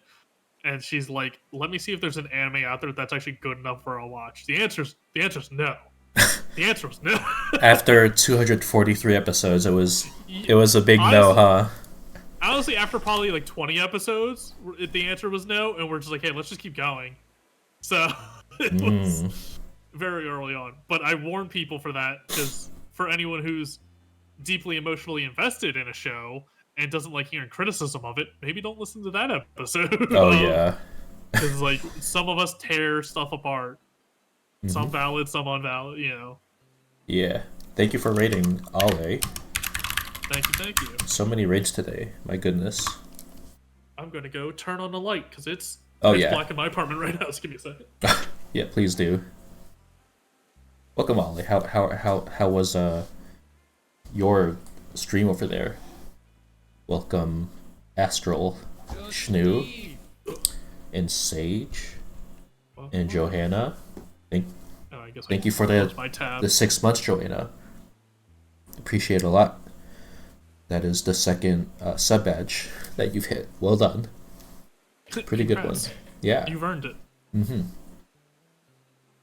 Sen, welcome. And Para. Wow. Hello, everyone. So we're not having speech therapy today. We're having Are We There Yet 244. Big difference. I'm just remembering we were aiming to get to 250, Oh. and then when did we stop? Like 2023 or early 2024. And then that year just kept happening, and we're just like, hey guys, what if we just fucking bailed? And we're like, yeah, that'd be great. We all don't have time. Like it's. So we aimed to get like a clean number, and then we're just like life kept going. And Yeah, and that's why I'm here. that's why we're finishing it out. Yeah. We have a special guest host. Yeah, exactly. Are your co-host or your prior co-hosts still? Are they doing anything sort of podcasting still, or? Podcasting, no. Podcasting, we're still like friends. We're still talking all the time. Ooh, got podcasting, no. We've realized devoting an hour and a half a week to watch an anime, Yeah. then maybe 2 hours to do the podcast and record talking about the anime, and then maintaining the socials. And Tess was like the primary host, but also like editing it herself and stuff. And it's like, yeah.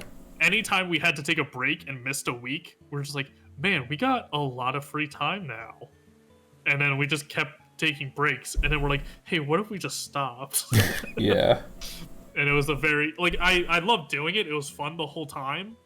But those like 2-3 weeks after we stopped doing it, I'm just like, holy shit, I have so many less obligations now. Yeah. It was a very healthy run, because didn't it end like less than a year ago? Yeah, I think early. Wow. Well, no, I don't remember what the last. You probably looked it up more than I did. When the last episode. It said like 11 months or something, but that could just be like when it yeah. was posted to that platform. I don't know. Yeah, so we recorded probably like 2 or 3 weeks in advance. Yeah. So probably at the beginning of the year. So yeah. Wow. We probably stopped this year. Yeah, that is a hefty run. What was it? Yeah. That's 6 years, 243 episodes. Wow. Just about, yeah. Damn. Chat, I think we started like at the very end of 2018. So oh, like, okay, yeah. 5 full years. Yeah. So. Yeah, you gotta give it up for that chat. Give it up for Weeb. For both podcasts, it was easy for me because I just showed up and talked. So I was fine it going as long as all the other hosts wanted it to go. Yeah. Everyone else is doing more work, so I'm just like, yeah, whatever. I'm the talent. Yeah. So, What was it? but it was a lot. Yeah. You have like, so I guess you'd have maybe a decade of podcasting experience or so. Yeah, I mean, some of those years were overlapping with the 2 podcasts, so it was at the same time. But like, yeah, I never want to think about how much audio is actually, how much time there is of my voice talking out there, because just no one needs to listen to it. So I don't, knowing that there's like 300 hours of you talking, it's like, no, I shouldn't have said that. Like, yeah. There's so much crap out there, but I mean, I guess that's the same with streaming. It's just a different format now, but yeah, same premise. Yeah.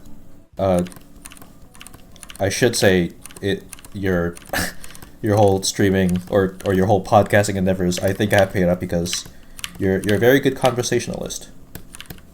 Thank you. I was always known as the quiet kid growing up. I was always like very reserved and shut up in my own room, which I still am. But yeah, It's helped me out a lot. Hell yeah. One thing that helped me out a ton was with like job interviews, Ooh. because I was able to hold a conversation better with a complete stranger I didn't have really anything in common with, and I was able to quickly like establish Hell any yeah, dude. connection and maintain that conversation and stuff. So it's helped me out, and I've gotten to interview a ton of people. Both podcasts we had different interview guests on.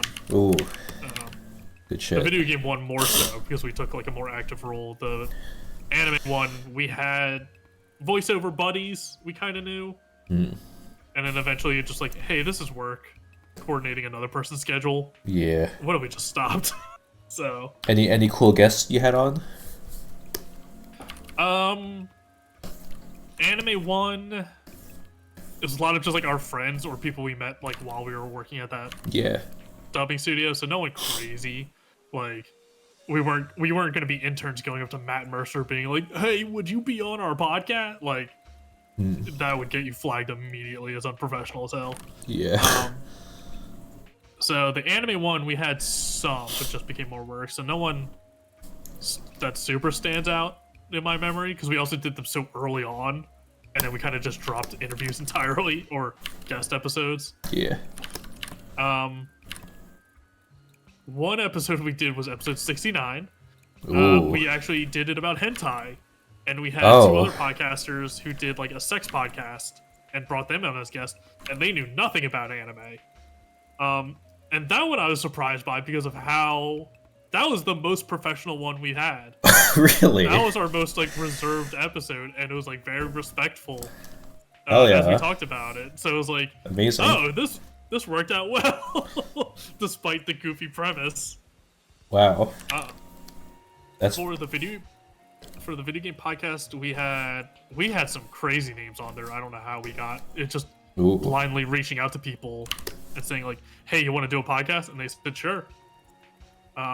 We had Justin McElroy, which I'm sure a ton of people will know. Ooh.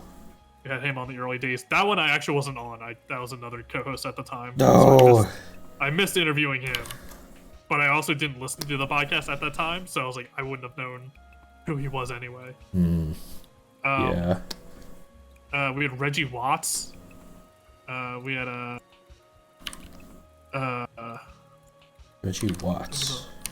musician, comedian, performs with the Roots a lot.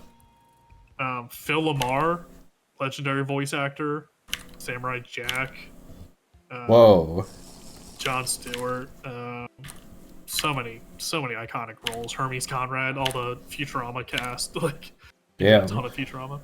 That one was probably the biggest one for me, and we got him while he was driving to do like a show somewhere back before I even lived in LA.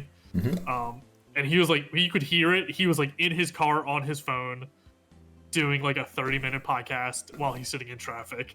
And I was like, I'm like, this is the biggest interview of my life. I'm thrilled. I'll take that. Like I was super starstruck for, and I had to really hold in the like fanboy Podcast going off. Yeah, podcasting during a commute sounds incredibly efficient.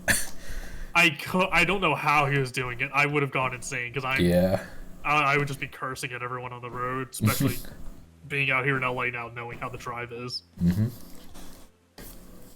So, yeah. One big one was, I forget his name. Chuck something. He was the art director for Myst back in the day. Whoa. Let me look into this. And then he's gone off to do other stuff, like less so for video game stuff. I think he was starting a new studio or working with a studio. Chuck Carter, yeah. And that one I was surprised by because I'm like, I know Myst. Like, I played Myst back in the day. Like, I wasn't super excited for the interview, but I'm like, hey, he seems like a good guy. And he was a fantastic guest. Like, he was just very easy to talk to. Hell yeah. And we were talking, like, what do you do now? And he's like, oh, I'll do, like, art stuff for, like, science magazines and stuff. And I was like, do you do stuff like envision what the inside of a black hole is? He's like, yes, I've actually drawn that. That's so exactly cool. Something I've done. I'm like, what the hell? And he was just wildly fascinating, but also very easy to talk to. So I'm just like, oh, wow.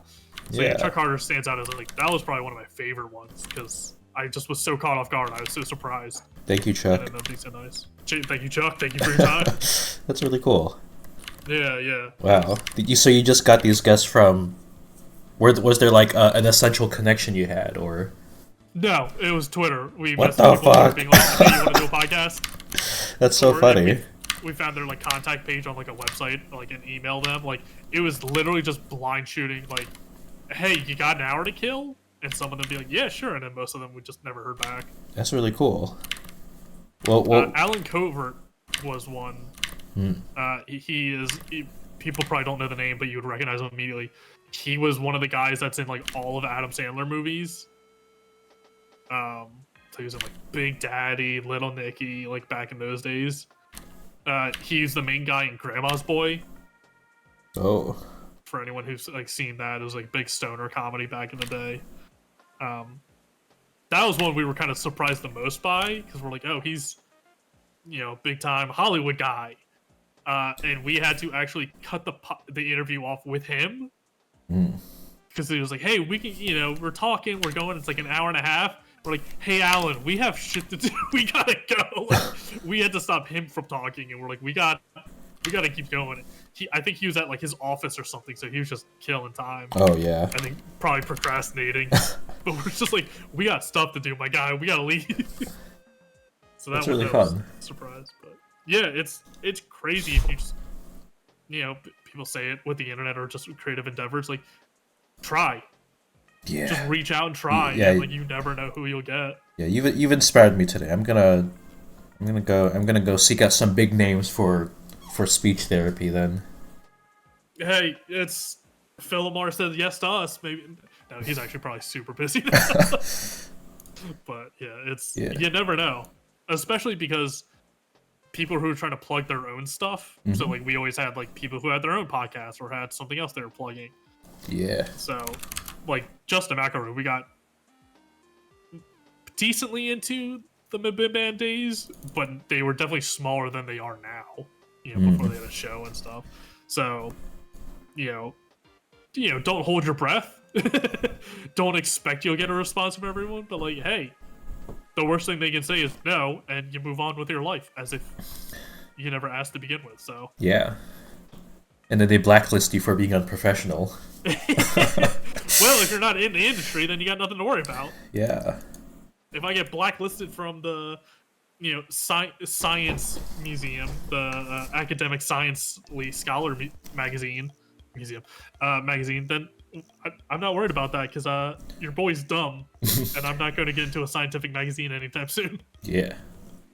Well, also, I feel like chat. I feel like if you weren't here yesterday, this is the room we're working with. How do we like this setting today? Oh, the new room in the background, yeah. Yeah. I think it's nice. It's there's here. I am a weeb, self-admitted weeb. I avoid the figurines, which I feel like is a staple of weeb and otaku culture because I know once I get into it, it's breaking the seal, and I can't justify buying some and not justify buying others. So then it would just be like, there's $5,000 gone. Like there's just all of my money gone. Yeah, damn. We bar there yet. Yeah, I'm. It's not a hobby I'll be getting into. I would like to keep the few thousand that I do have. Yes. You see stuff like this, like the background, and it's like once you start putting the like financial cost on all those, like you remember, it's like that's a life savings. That's so much money. I could, yeah. All I have is my shitty little shelf. But in fact, I could take a screenshot or an image of my shelf from here. Oh, nice. Yeah, let me show y'all my equivalent of whatever this room is. Kat says as someone who bought over 200 Transformers in 3 years as a teen. Yeah, it's like God. Kat. What the fuck? It's 200? Respect. I would be too self-conscious to ever think I can get. I had a lot of like toys growing. I was fortunate with that, but I didn't have like a collection of anything. How 200? There's a lot out there. Damn. That's just my manga collection. Once I get more of these unpacked, I can show how many books I've bought since I was a teen. Oh God, if since a teen, hundreds of books, Oh yeah, ooh, thousands. Yeah, books. Books is that is I do like the prospect of having a monster book collection a bit more for sure. yeah. Yeah. I remember going over to my cousin's house one time after he like moved in, and his wife is a teacher, and I remember going to a one narrow room, and it was just bookshelves lining the walls on both sides, and it was her books, which were all like academic, teachery, educational books, and then his bookshelves, and it was just all comic books and like manga. I'm just like, wow, the duality of this marriage. Damn. But yeah, manga would be cool. I'm more partial to anime just because I love the colors, I love the movement, I love the music mixed into it and stuff. So I'm not a big manga guy, but there are a few series I would love to get a complete collection of. Yeah. Piss Boy. Oh yeah, here's my little shelf. It's only the top two that really have things on it because the bottom, the lower shelves are susceptible to the cats. So Right. so they are nothing of import is placed there. Let's see. We got my ghost beef cardboard mask that I made that one time. Alright. Piss Boy, you got my goth gator from Daily Gators. Got these are characters from I forget their tag, but they're what was it? I think this is like I forget their names, but yeah, these are makeshift plushes from an artist. This is also a makeshift plush from an artist up here. If you would recognize Onsta over there. Got Spampton, got Horse, and over here is where all the smaller things are. Let's see. My two wee wees. I got my. This is what's it called? I think it's like a Chilean little clay pig. It's like a little clay pig sculpture with three peg feet, and it's very cute. I like him. I got my glow. Yeah, I've seen those before. Yeah, Nice. one of those. I did not know what it was at all, so I thought it was just a very mysterious little knickknack. I got my glow in the dark fidget slug. I got my my little wooden cow carving that I got as a gift from when one of my siblings was visiting the Netherlands or something. I think, something like that. Oh, nice. I got my little Holly Moo print. It's like a tiny little print that the state Arizona made for me. Cause yeah, that was because we sat next to each other at Drawfee Live. Yeah. Yeah, and they just made this thing, which was I'm very flattered by because it's a whole ass little painting. Yeah, we got Sans figure, the box for it at least, because the actual Sans is right under my monitor. We got if you see this frog in the background, this is one of so I have a habit of just buying stupid things for $10 or $20. This is probably the dumbest thing I've bought for $20. It's a garden frog, and its eyes are like reflective lenses. Oh. And so you can always see its eyes, and if you shine light into it, it will awaken. That's upsetting. Yeah, not my proudest purchase, but it was only $20.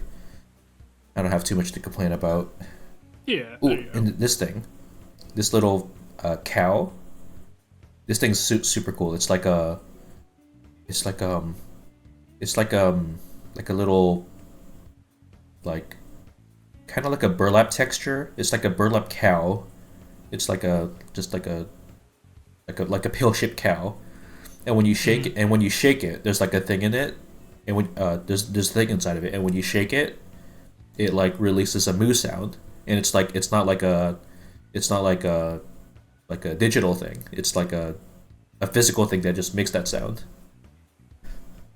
So you shake it a bunch, and then you stop it, and then when you stop it, the sound comes out of it. It's very fun. Oh, nice. Yeah, it's super cool.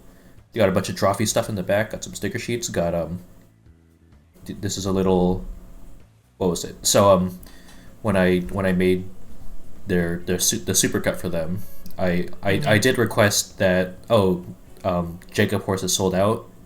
Can one of y'all send me a Jacob horse, because I would love to get some footage of Jacob horse.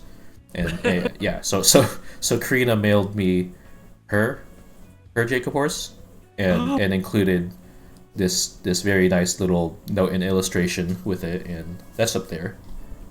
That's very nice of her. Yeah, the way she packaged everything was super cute and considerate. Let's see. I got my little Marth Nendroid. I got Marth, and I got Sora, because I played Marth in Smash 4, and I play Sora in Ultimate, and those are my buddies. Knowing Sora is like one of your main, like I never got too into Smash 4, but like seeing Sora's kid is like, someone who's good at Sora is terrifying. Yeah, Sora's actually not a character I expected to use at all, because like, yeah, one, I don't Kingdom Hearts.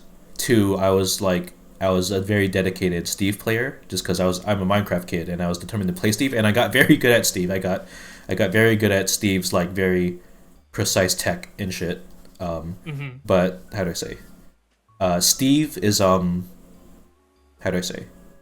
Steve is fun to play. Steve is not fun to play against, nor to win with, because Steve is honestly, it's very easy to push Steve in a way that breaks the game a little bit. Not in the way that Steve is unbeatable, but it's just, yeah. So yeah, eventually I dropped Steve, and I picked up Sora, because Sora's just Sora's like kit is so weird and uncomfortable, but in a really interesting way, and it was in a really interesting way that made me want to keep practicing Sora. So yeah, now I'm just playing him alone, and he's super fun. I was always that insufferable kid that would just pick randomized, and I was just like, I can beat you with whatever they throw at me. Could you? I don't need a main. Could you? No, absolutely not. No. Okay. I was pretty bad at most characters, but it was just like indecisiveness. Yeah. Being like, I don't know who to pick. The Links, like Link and a Toon Link and a Kid Link, like they're all the same. Yeah. There's three of them. That's probably would be my main. Like that's probably the one I was actually best with. So Sora felt like kind of an evolution of Link stuff with like a bunch of different tricks. Yeah. And it's like, I think that's when I realized my age as Krypton. I'm like, I'm too old for Smash Ultimate. I need to go back to Melee where I'm safe. Damn. Who are you playing in Melee then? It was probably like Link. Got it. Toon Link and Kid Link are fine, but Link has the weight to him. And Yeah, that's what yeah. I got used to with his Smash abilities and stuff, like the speed at which he hits. So, my dad is one of 10 kids, and then they all had kids, so we'd go on big family vacations together, like every 2 years or so. So there was like 30 of us total. What the fuck? So me and my like 12 cousins, or like 13, whoever came on the trip, if we ever got like bored after a while, like we would go anywhere that would just fit all of us. So sometimes we'd go to places like Ohio, and it was boring as shit. So we would bring Smash Bros, and we would just have Smash tournaments amongst my cousins and I, and that's where I kind of like honed my skill, and like I'd go on vacation, come back, and just brutalize my friends because I just was playing Smash. Yeah, you were in the 5 days straight. You were in the hyperbolic time chamber. Yeah, exactly. So just with like, your immediate relatives, yes. Yeah, because like none of that, like only like one or two of my cousins would actually play the game on their own, or like their friends. Everyone else didn't really play. So they'd be making wild picks with characters. I'm like, I don't know how you're good with this character, but now I have to learn how to beat them. And like, it really, it really taught me well. But I was like, yeah, I got irritatingly good with Link, and seeing Sora introduced, I'm like, this is what it's like on the other side. Yeah. This is what all my friends felt like when I played Link. Yeah, Sora's he's a delight to play. Yeah. I think you would like Young Link actually, in Ultimate. I think you'd like Young Link, because Young Link's whole deal is that he's a fucking lightweight little scamp with so many quick little options, and it can transition so fluidly between like physical like close quarters and like sneaking in a projectile or two to extend. Yeah. Like he's such a little scamp. He's just such a just a just a Yeah, Toon Link I got a little bit better, but Kid Link I'm not great with, because they're all so similar. Like they're Yeah. all Echo characters. Mhm. But I got, if I had like I could switch to either of them pretty easily. But if I had my choice, it was main Link because he had the Twilight Yeah. Princess Whirlwind Boomerang, Oh yeah. and that had a bigger range to pull stuff back with it with the Whirlwind. While Young and Toon Link just had a regular boomerang. So That is I true. just Yeah. got more familiar with his skill set. Yeah. But also haven't played years, maybe a decade. So it's amazing that Switch can have good online support for like Mario Kart and Splatoon, Yeah. and absolute dog shit online support for Yeah. one of their biggest flagship games. Yeah. It makes To the it. point Yeah. to the point where a Super Smash Brothers tournament had to use a third part, unofficial third party system to stabilize Yeah. the network support, and then Nintendo found out about that and shut down the entire tournament. Yep. That's yeah. If you're So running, bad. yeah. These days, if you are running a Smash Wi-Fi event, you do just kind of have to. You basically just have to say, hey, use a LAN adapter.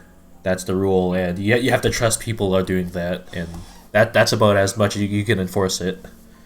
Jeez, I would still use the software and just be like, no one narc, Yeah. no one say it Yeah. online, no one take pictures Yeah. of it. Like, As long as it's like if it's not something that can go under radar, like if it's not too big, then yeah, totally, Yeah, you're yeah. totally good. But otherwise, that's the problem. If you get too popular and you catch Yeah. Nintendo's eye, yeah. Tough times. it's tough when a company won't support their own game or hardware. It's like, Yeah. I feel like they should. That's just my opinion. Let's see. Anything else on my shelf? I got It's this. crazy to. Oh, go on. I was gonna say it's crazy to think we were all like you, me, and Barry were all at Trophy Live, but just all on different days. Like Right. Yeah, that is we were just true. one day apart. That's very funny. Yeah. It was a. What was it? You were Monday? You were the first day, right? I was Monday because it was Yeah. Labor Day, I think. So I had off from work, so I was able to actually get through traffic and get there early enough. Damn it. Could have And said then hi on to you. Tuesday. Yeah, it was Like ships passing in the night. basically they were like, "Oh, I'm going Tuesday." I'm like, I can't do my work schedule with Tuesday. So I'm like, Yeah. and then I think Barry was Wednesday. Yeah, sometime. You are by far the most attainable person for me to say hi to in person. We are within the same state, Yeah. so that certainly helps. Yeah. Yeah. Let's see. Anything else here? I got this. There's this Gundam back here. I'm not a Gundam person at all, but I just got this one, just like Yeah. to see. Oh, what's the deal with these things? And I didn't even make it myself, just because. Building toys. It's hard to get me into wanting to build a thing. So Gotcha. someone else built this for me, and it's pretty cool. Just a little plastic spiky lad. I think I made 2 of them back when I was like 10 or something. Ooh. But that's also the same category of like I love building stuff, but that's the same category of figurines where I'm like, if I get into it, I don't know when I would stop, and I can't risk that. So Yeah. I never got into Gunpla. Yeah. Yeah, I what was it like? I didn't realize how I guess as an outsider looking into Gundam, I was like, oh, it's probably like how they would make this in the West, where it's just like parts that you joint up, and there's maybe like 12 parts in total. No, no, No, no, certainly no, not. no. Yeah, it was eye It opening. is. It is like the Venn diagram of like, model builders and like action figures, and it's like the center between the two. So it's like Yeah, building. It's the fun. Like you could play with that, I guess, but it's like the main point of it is building, and yeah. it's involved now. And also, like, I didn't know like the pieces were packaged like that because Oh they're yeah, like in these like they're like in these like mesh frames that you have to like snip them out. You have to like yeah, you yeah. have to sand off the parts where you cut them. Hmm. And yeah, it's like it's quite an involved process, but it's pretty cool. It's crazy. See, I'll see them at like anime conventions now and then, but like some stores, especially in like Little Tokyo out here, Yeah. just floor to ceiling Gundam models. Like it's Oh, like a fortress of like this is their walls. They don't have like construction behind them. It's like these are their walls because it is just so many. It's just like God, like similar to yeah. Cat with the Transformers. Like I can't get into it because I can't promise I'd get out. I don't even like Gundam that much. Like Gundam's good. I've never gotten too deep into any of the shows in particular. Yeah. Um, but it's kind of like I do have that it. I do get that scratch from like building stuff myself. It is very satisfying. Hell yeah. I was a Lego fiend I as was a kid. my building toy for my youth of preference was I guess it was Hero Factory. I think I was a Hero Factory kid, yeah. Hero Factory. It's That might like have been- yeah, it's basically the evolution of Bionicle or something. It's like their take on it after Bionicle's run. Gotcha. Yeah. I thought Yeah, I was Bionicle kid heavy. yeah. Welcome Biddy. So yeah. Welcome in. Yeah, Hero Factory was pretty cool cuz like it's kind of like you just it's just like all I actually don't really know how Bionicles are put together. Uh how modular are they? Because I don't have a good idea of like what they look like underneath. It was kind of the funny thing about getting like, cause my parents would get me like 2 or 3 Bionicles like every Christmas, Uh, and it's kind of like, cool, this is fun. You built the first one, it's like cool. The other two are built the exact same way, so it's like, okay, so I could speed run this. I go a lot faster. So it's like early Bionicles were basically everything was identical except for the mask and the weapon. oh, So early on, they were all pretty much the same, just different colors, and then like whatever their primary weapon was and mask was different. yeah. And then they got more involved later, but building them wise, never complicated because they could only have so many pieces to fit into the little like tube container they came in. Oh, the tube. Yeah, the tube. Yeah, The and then containers they are all so had to- cute. I love them. Yeah, they were all there. I collected them, or I didn't collect them, but like I held on to them afterwards for a while. Yeah. because they were just neat little containers. Yeah. So they're limited by how much they can fit inside there, which is less than you think when it's cylindrical versus square. And then the models also had to be pretty uniform across whatever type of model they are, like the good guys or bad guys or whatever iteration of those models are. Yeah. They had to be kind of uniform across, so there wasn't a ton of variety. They were cool, like build your own action figures, but like for Lego complexity wise, very simple, very simple. I see. Damn. Yeah, they had some big ones. I remember like a few really big Bionicles that were like kind of like Juggernaut villains, but they were one-offs. They Hell were yeah. like the norm. Yeah. I was also. I was also a bit of a Lego kid. I definitely got a couple. Yeah. What was it? Ninjago. I think Ninjago is what we Oh, had right. a couple sets of. Mm-hmm. Yeah. Good times. It's crazy to me that both like it's not crazy that Ninjago took off because Lego's always doing like sets and like themes to them. And Yeah. Ninjago's one that just where it was successful enough they continue doing it to, I guess, make a story to it. But it's crazy to me seeing Lego animation, Oh yeah. like seeing them being like, we're limited by our plastic toys in certain regards. And then in animation, they're like, we're not limited, but now this is the brand. So we got to keep it kind of stiff and Lego-y. And it's kind of like that's so interesting. Yeah. I know with some Mattel stuff with like Barbie, it was, and it's always just crap to sell toys to kids. Which, hey, sometimes it works, sometimes it's great. Yep. Yep. Yep. But Barbie would did like a bunch of animated movies, and then the Barbie animation stuff started phasing more towards toys, to the point where there's some videos out there of like, this is just us showcasing the toys, and it's just people off screen playing with the toys, but then it's like fully dubbed over with the voice actors. So it's like they're doing a whole show, but with the physical toys instead of animating it, and it's like, Oh. no, this feels worse. This feels regressive. This feels like you're not even trying to hide the fact that you're just chilling this out to sell the toy, because now you're using the toys in the video, and you're not letting kids have that separation of their imagination Yeah. from the actual series. And now you're just like, this is what you do with the toy. Buy our toy and do this at home. It's like, this feels much grosser now. Listen, they gotta they gotta sell toys to the kids. I don't know what else there is to it. Make better toys. Hasbro, they own Mattel, they own Wizards of the Coast. Just invest in your own invest in your own products and your own teams. Stop trying to optimize and monetize every little aspect. They've ruined D&D. Like, D&D 5e can 5e is fine.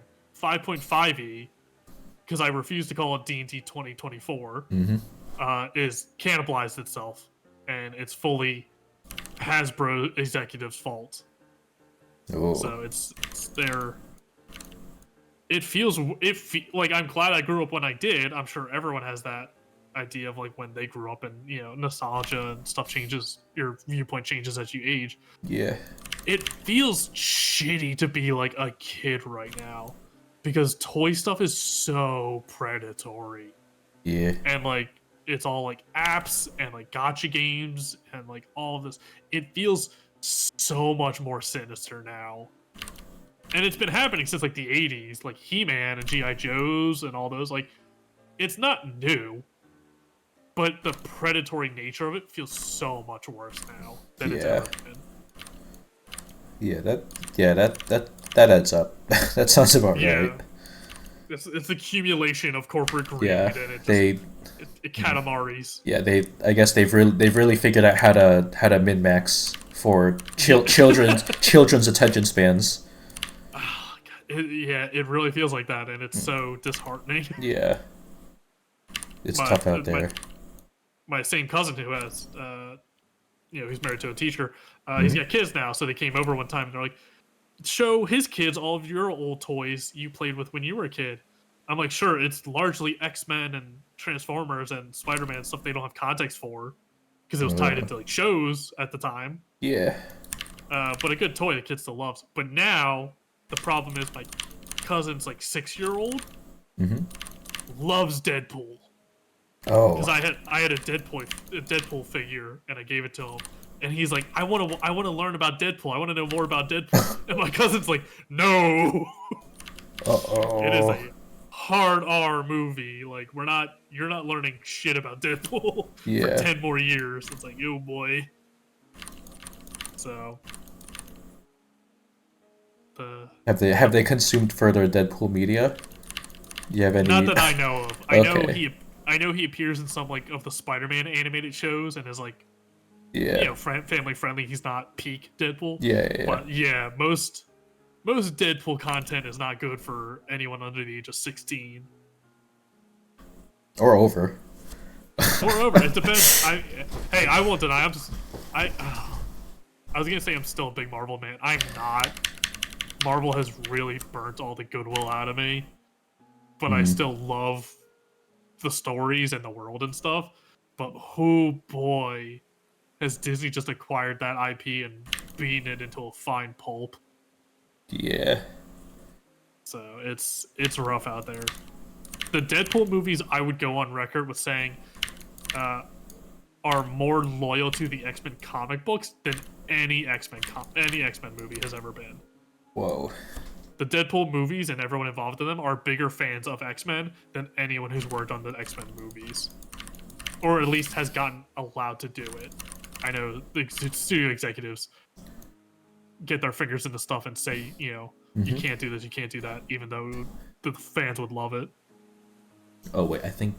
Did you drop an image, cat? Let me. Whoa. This is a. Damn. I mean, pretty sick build. Should be on stream, Weeb. Look at this dude. Am I looking? Oh shit! Oh damn! Damn. And that's Lego? Is that Ninjago? Yeah, this is Ninjago. Yeah, it's Ninjago. Damn. If it wasn't for like the legs, like the vents on the shin, I wouldn't have realized that was Lego right away. Oh yeah. I was like, cool, Gundams. Like, yeah, it it does. took a second for me to hit. Yeah. This is this a newer build? Because it's quite elaborate.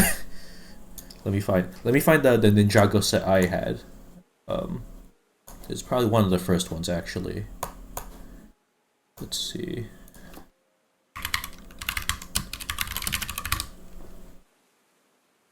Oh, they have so many now. How do I? First wave. Yeah, this one. Oh yeah. So this is the one I had. And it's still just a really cute little build. It's got a little like a projectile mechanism in its mouth. Oh yeah, the spring loaded. Yeah, and you clamp on its jaw and it blasts it. Oh, nice. Yeah. Here's the thing that I love about Legos. Because at a certain point, you can't make it better. At a certain point, a thing is just as good as it's going to get with what you're trying to make. Yeah. So those dragon feet right there, The feet. those are the yeah. the like black feet at the Yes, bottom. yes. Those are the claws of the Black Bionicle in the first run of Bionicles. That's exactly what those were. They also have this for Hero Factory, yes. There's a certain the same point where piece. Lego's like, we made a claw, and it will never get better than this. Yeah. And they've been running that claw mold for 20 years. Mm-hmm. Damn. Yeah, this is just a cute little baby dragon.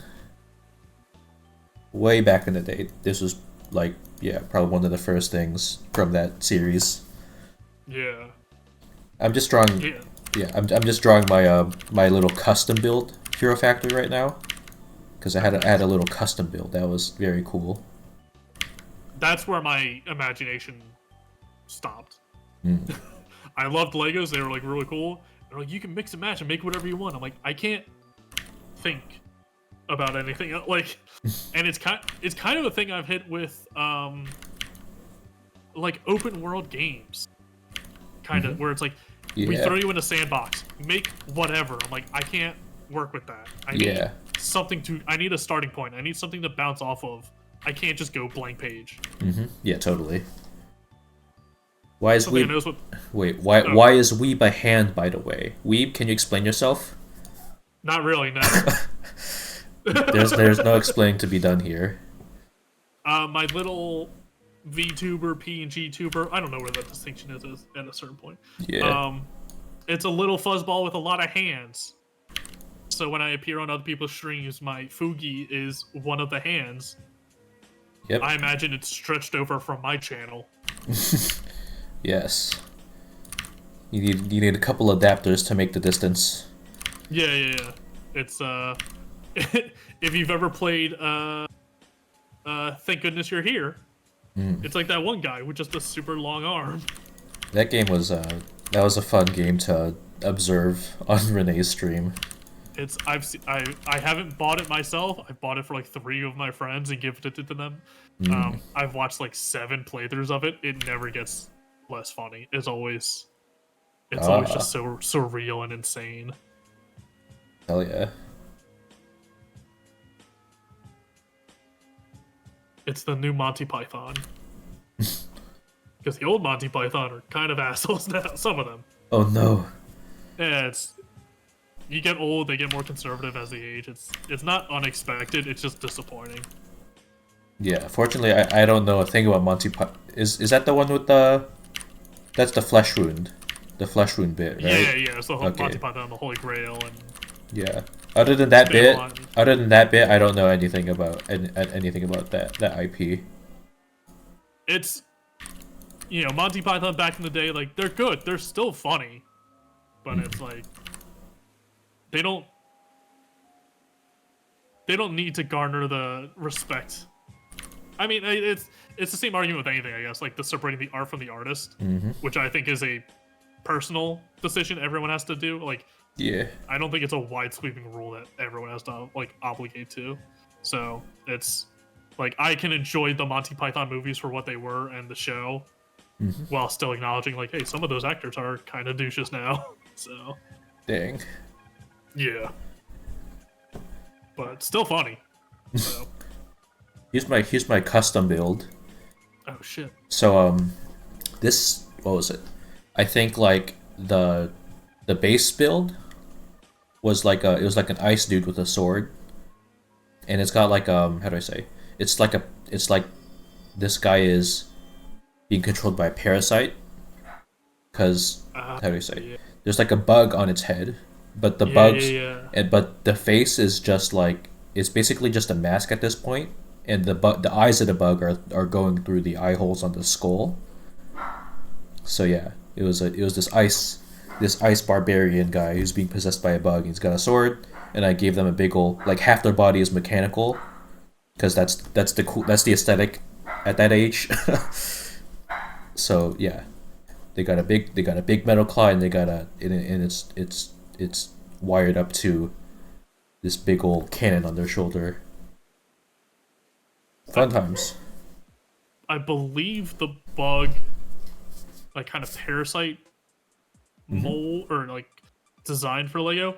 I believe that started with Bionicles. Oh. Because there was a wave of, because all the Bionica characters, they had like the same head, and then the mask would attach like from like this mouthpiece. Yeah. And then there was a wave of enemies that were created that were kind of like xenomorph Yeah. type aliens that turned into balls, and then the head would pop open and they would shoot a little alien parasite out, and like kind of face hugger latch onto the Bionicles like faces when they're. That's why they wore the mask, to cover up their face. Oh. And then if the mask got knocked off, the alien like face hugger would get to them and like control them. And I believe that's where that design started for those little like rubbery. Yeah, it was like a Lego alien. Yeah, it was a rubbery material. I can't believe we're talking this much about Bionicles without Ghost. They're gonna be so mad. Let me check the community, the users in chat list.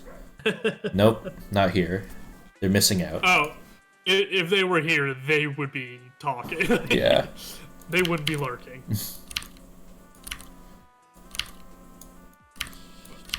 Yeah, it's Lego's also crazy expensive, but they still put out quality of like something good. Like my brother got way into Legos recently. Like he's got like 30. How old is he? 36. Whoa. And he's gotten into those like adult Legos where it's just like architecture Yeah. from Legos, and they're like $120. Yep. So he's been getting into those a lot lately. So it's passed on from me as a kid to him as an adult. You passed on the curse. Well done. I passed it on. It's your burden now. I'm saving my money and not buying $200 worth of plastic. Yeah. I'm investing that $200 worth of plastic in other stuff. Yeah. Different different forms of plastic. They're little plastic dice for D&D I never play in person anymore. I played D&D in person for like half of one campaign, and I have like 6 sets of dice that I never use because I'm like, we play online. We never need dice. You don't need dice online? Is that You just use the digital roller.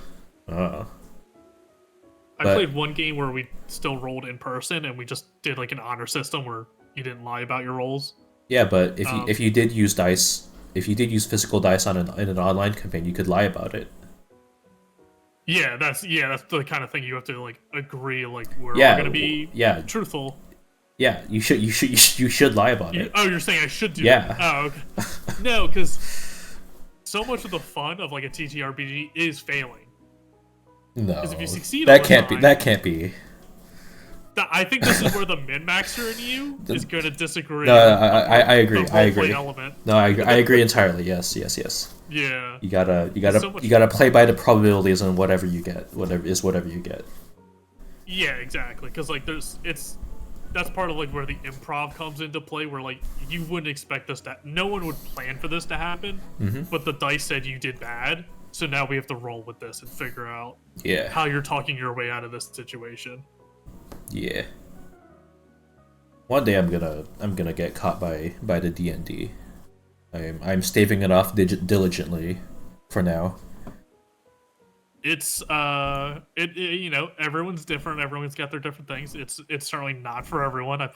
Met plenty of people who played and were not captivated by it, but for some of us with the right set of brainworms, it consumes you.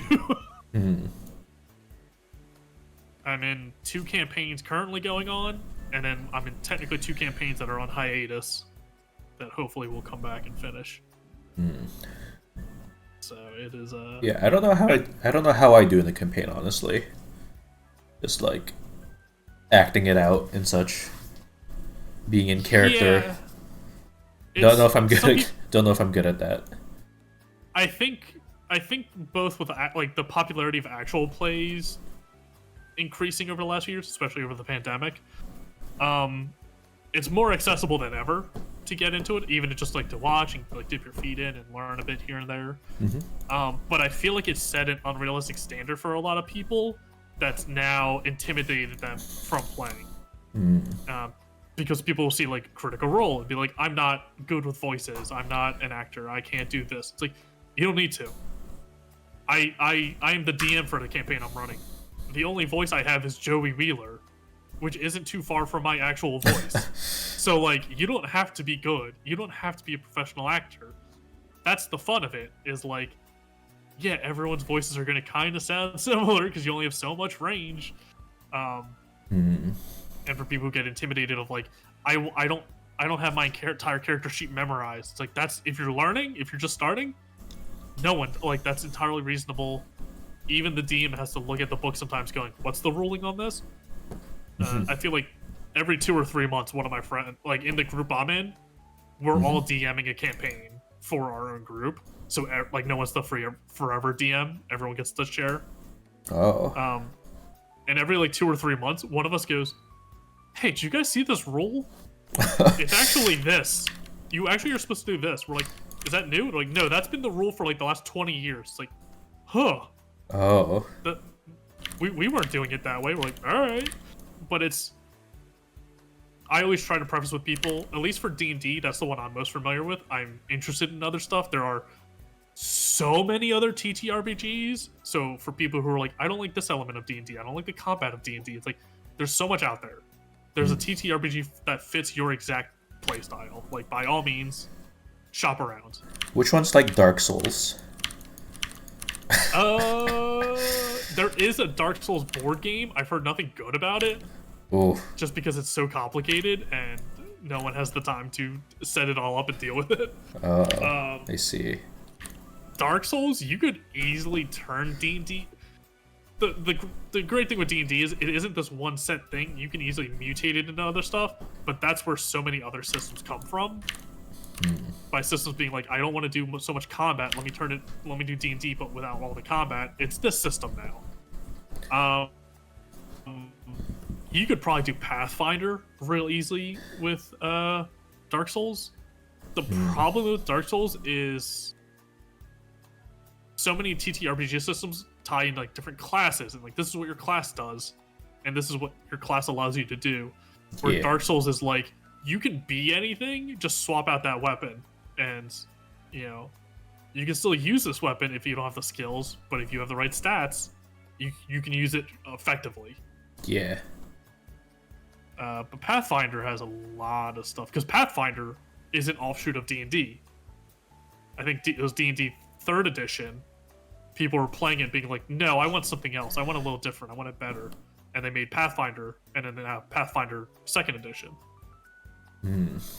So that's where there's a lot of overlap between them. So what you're telling me is there's not a perfect analog for Dark Souls and tabletop.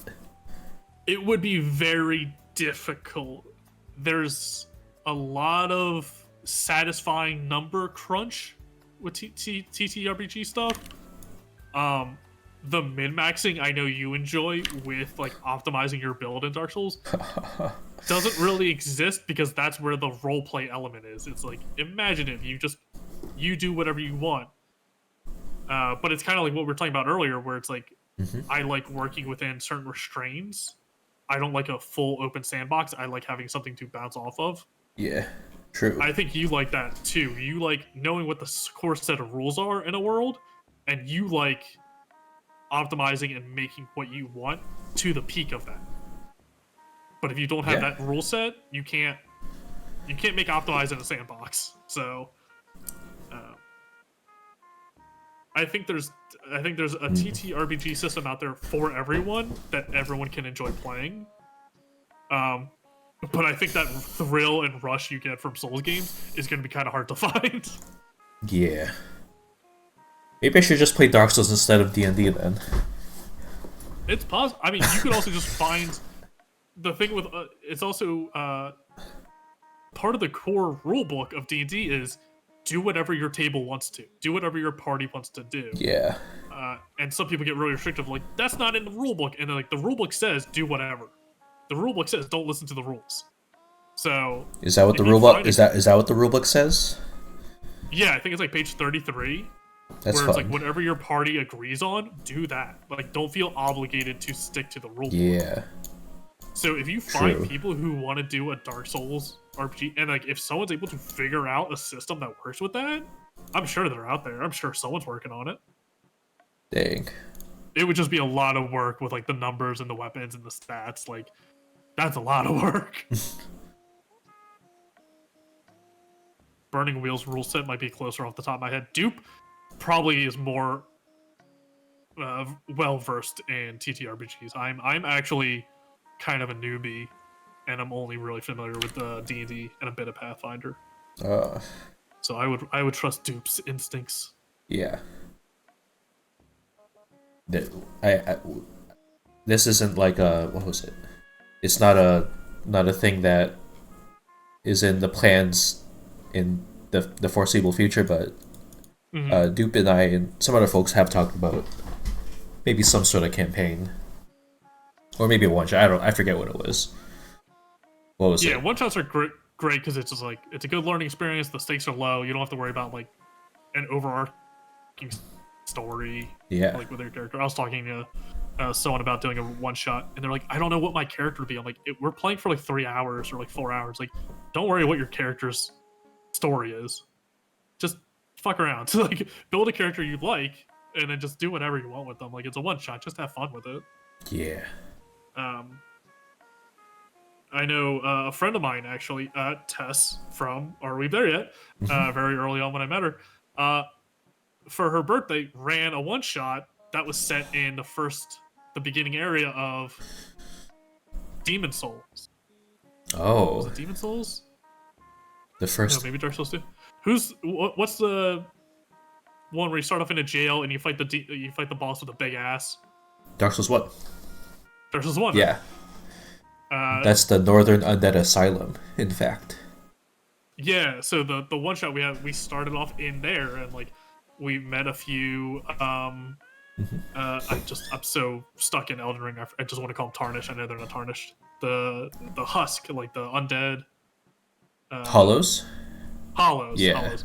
We fought like a few Hollows because there was a lot of people who weren't familiar with D&D, and they certainly weren't familiar with Dark Souls 1. Wow. So we were getting through.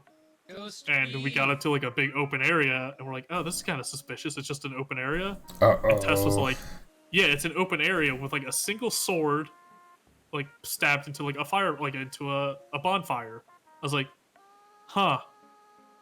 And there's Oh. 2 giant double doors behind it. She was like, yeah. I was like, okay. And the rest of the party was going through the double doors because they didn't really know what was happening. I was like, no, I played FromSoft. I'm like, I'm gonna run back and touch this sword real quick. And Tess like leaned over, and was like, thank you. It's the respawn mechanic. Without that, the boss would have been horrible.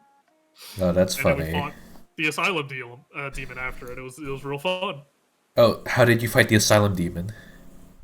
Because It that. was standard like D&D like combat, but we were so low leveled. We were planned to die. Yeah. So this Island Demon would just crush one of us. We'd respawn back at the bonfire and then run back in again, and just keep going. Oh. So like we were essentially immortal, and then the demon would just get chunked down bit by bit. You know. So, Okay. Do you know how you actually fight the Asylum Demon in Dark Souls? I've seen a few people do it. It's Dark Souls. It's a lot of dodging. Oh, no. Oh, okay. Okay, so I'm really curious about if they had this in mind, like if this was something they maybe wanted you to do at some point, because it seemed like they were trying to, like, how do I say? So Tess, was it? What they're the DM Yeah, here? Tess was a DM. Okay, so Tess basically lays out this like Dark Souls scene to you, and then you notice, oh, this is Dark Souls, and that's why you hit the bonfire, right? Yeah, I started picking up on like the layout of the room because I played maybe like a few hours of Dark Souls 1. I never got Okay. too deep into it. Interesting. So I was like, wait, this sounds familiar. And then the bonfire really stuck out. Yeah. I'm like, no, I know what that Yeah, is. in that case, like if Tess was like trying to like scan to see if anyone figured out if this was a Dark Souls reference or not, I'm curious about if they accounted for the fact that you fight in Dark Souls, you fight the Asylum Demon in a very specific way, because you're not supposed to fight the Asylum Demon, like just then and there. Yeah. Because in the arena, there's an open door, and you basically just have to run out of the arena, just explore the rest of the Northern Undead Asylum, and then that's where you find all of your starter equipment that comes with your class. Oh, okay. Yeah, and when you have all your starter equipment, then the Asylum Demon is like very easy, and then you like get a punching attack off of them at a later point in the area, and then that's how you fight them with your actual equipment instead of a broken straight sword and nothing. Yeah, I think I had like a club when I did it. I'm like, man, this is rough. But I was also expecting to die. Yeah. Like, I figured that was like the format they did. No, this was more like I think Tess was hoping someone played Dark Souls, or was just hoping we would touch that sword and set off the bonfire. And it was very fortunate that I was there because I was the only one who has played it at that point. So I think it was just like a coincidence. I know there wasn't like gear. Like I think we were level like 3 characters. We started with all our gear. Like we went into it because it was like a fun, silly one shot for like 3 hours after work one day. So it wasn't too heavily involved. So But that's a cool idea. Just like taking a single part of a game and just making a one shot out of it. That's a fun premise. oh yeah. I mean for my party, everyone else is no.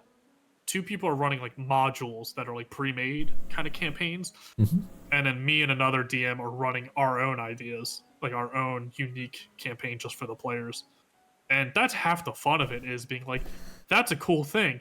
I'm going to take that and repurpose it for my campaign and cross my fingers hoping no one knows what it is. Very relevant to Twitch. My party in the campaign I'm running just defeated a big bad guy, like a big boss. Yeah. That's effectively me. It's effectively my mask, like my little character, where it was a creature composed of just hundreds and thousands of arms that reached out through the whole countryside and were like attacking people and stuff. Whoa. So a big mechanic of it is they would be fighting and the hands would just shoot out of the ground and pull them closer. So all the guys like in the back with a lot of ranged attacks weren't benefiting from range because an enemy was always nearby dragging them closer. So it was stuff like that. So and I didn't intend for that to be my model. I saw this art I saw online of this monster and I was so inspired by it, it ended up being my model. and ended up being a really great boss fight. Like, Hell yeah. it's because you have to balance it in different ways. Because, well, you know, like we were talking about with like Dark Souls, a DM can make anything. Mm-hmm.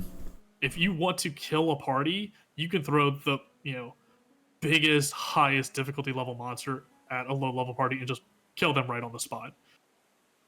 If you're a DM True. and you TPK'd a party, if you killed everyone in your party, I think you're a bad DM. I think you did not realize you did not balance that combat correctly, and that is a mistake on the DM.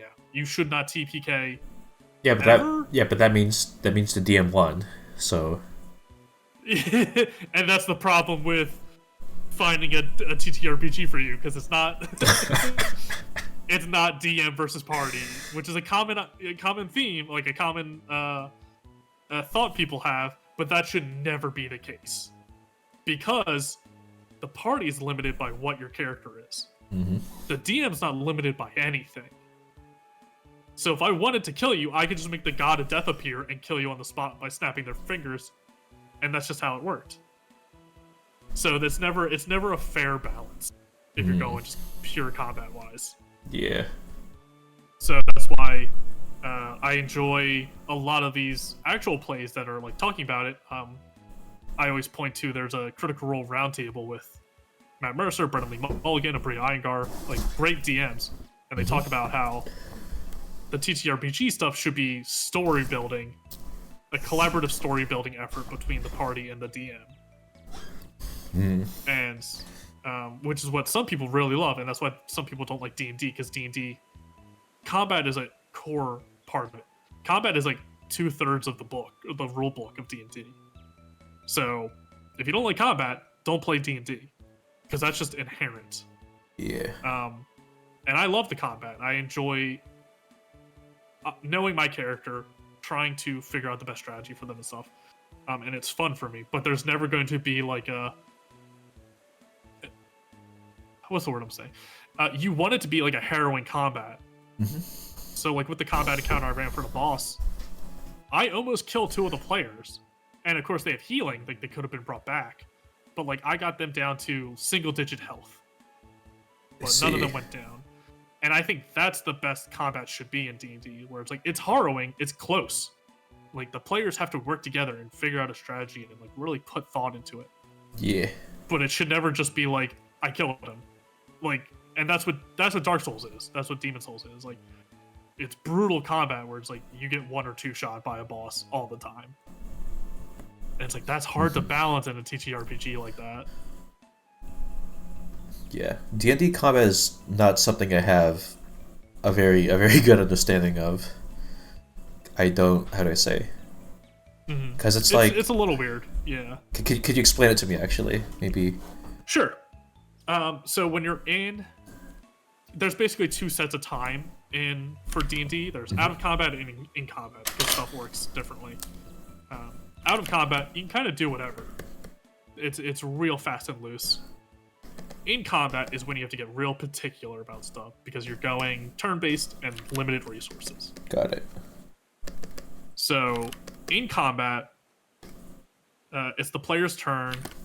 They have 1 action, 1 bonus action, movement, and then sometimes you get a free action or an object interaction depending on what you're trying to do. Okay. So pulling out a weapon would be a free object interaction where that doesn't cost you a resource to do. You just pull out your weapon and you're good. But if you want to switch to a new weapon while you already have a weapon out, that'll be different. That'll be a resource. So some people do a bonus action, some people do a full action. According to the base rulebook, you can drop a weapon for free, and then you can pull out a weapon for free. So frequently, to cheat that system, you would just throw down whatever weapon you have and then pull out a new one, as opposed to putting away the old one and pulling out the new one. Oh, because putting away consumes time. Yeah, putting away a weapon would be like a bonus action, and pulling out a new weapon would be the free. So like, to cheat the system, people would just drop them. So we've done that in my games. And I just remind the players, I'm like, remember to pick up all your gear after you fight, because if you if you don't say don't pick it up, you may have just lost your crossbow because you left it on the ground and you just never went back for it. I see. So, but yeah, so bonus actions are kind of small, quick. Like the name implies, it's a bonus action. They're usually for quicker stuff. And unless you have a specific ability or spell or something that says it's a bonus action, you generally can't do too much with it. But the DM can be flexible, and if you try and do something that's not written in stone, they can be like, use a bonus action for that. Actions are your main thing. It's attacking, hiding. If you want to run somewhere, you can use your movement to run there, but then you can use your action to move again and dash, so you can move twice in one turn. Okay. So your action's your main thing, and that gives you more versatility with what you can actually achieve. But that's where all your attacks come from, your spells, all that stuff. Damn. And then movement's just moving around the field, whatever your character is, you'll have 25 or 30 feet of movement. Okay, and okay. You can move that far, and that's pretty self-explanatory. How is the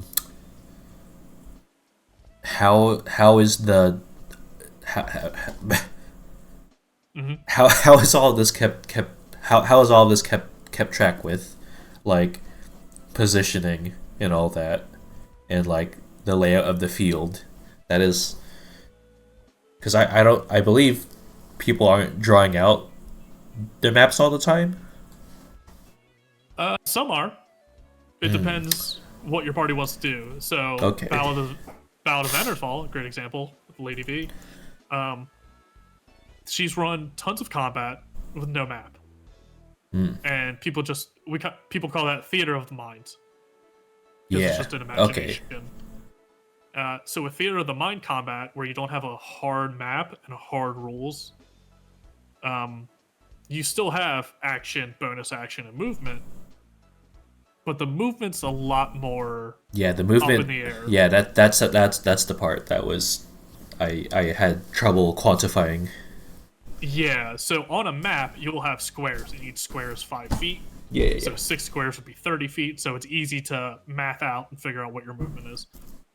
If you don't have a map, you rely on the DM to tell you positioning. Yeah. So if you're like, I want to run over there and stab that zombie, you'd be like, all right, well, you're 40 feet away. You only have 30 movement. You won't get close enough. All right, cool. Can I run over here and stab this skeleton? It's like, he's 15 feet away. You can get there, and then you do it. So that's right. That right there is proof of why it should never be DM versus party, because it's all about coming to agreement with stuff. You all have to agree on certain stuff and trust each other. If you're coming in hostile, like, I'm trying to beat the DM, it's like, you're never going to win. And that's just going to make a very hostile place to have fun. Because that's ultimately what the game is. It's having fun. If you're not having fun, talk with the party, talk with the DM, or stop doing it. What if I want my D&D to be a PvP game, though? You can do that. I play a lawful evil character in one of my games and have not outright attacked party members, but I've definitely schemed against them and set stuff up. Okay. In my favor and against them. So, and there's certainly situations where it's like you're fighting someone that can brainwash your party, and next thing you know, your barbarians mind controlled and now attacking you. I see. Or you have a story reason, you have a roleplay reason for why someone's turned on the party, and now there's internal conflict. So you can do anything, but the key thing is, especially with everything in collaborative games of any kind, it's collaborative. You have to agree to it. You have to consent to what this is. If you go into a game where it's like, hey, this is going to be real roleplay heavy and not combat heavy, and you're playing as good guys, and then you get to session 5 and the druid on your party says fuck you and tries to stab you in your sleep, it's like, this isn't what we agreed to. You've broken the trust and the agreement we had with the group. And that makes a very disruptive party. Yeah, but they won. But they didn't, though. I'm They sorry. ruined the fun. They ruined the fun for everyone. So Yeah. yeah, Yeah. that's why there's certain like notions of what D&D is for people who have played and haven't played, and that's why you got to dispel some of that because like um, one of the games where I played an evil, where I'm playing an evil character, we had one player who his character wasn't in the room. He was off the map. He was somewhere else entirely. And me and another character were talking about something, and he's like, my character runs in, says "fuck you," and tries to stab the NPC. Like, Oh. hold up, your character's not here. You didn't hear any of this. You don't know what's happening, and you can't just run in and stab the NPC. And, like, we had to tell him, like, just because the player hears something doesn't mean the character heard something. So you gotta play within the space. Yeah. You can't be half in the imaginary space and half out of it. You gotta be all in. And for some people, they don't like that. So he ended up leaving just for other reasons as well. But it's like you can't murder hobo your way around you the way you would in Skyrim. So I'm learning so much today. yeah, that's also a big thing of like single player video games in a fantasy setting is a way different experience than a collaborative group game of D&D. Like you're not the protagonist. Everybody is. So you can't just do whatever you want. You have to work with the party. Wow. I am eye open today. These are my notes. These are my notes from what you had to say. You have the action economy of combat and don't team kill. Yeah. Which are good notes. Those are good, it's a good starting point.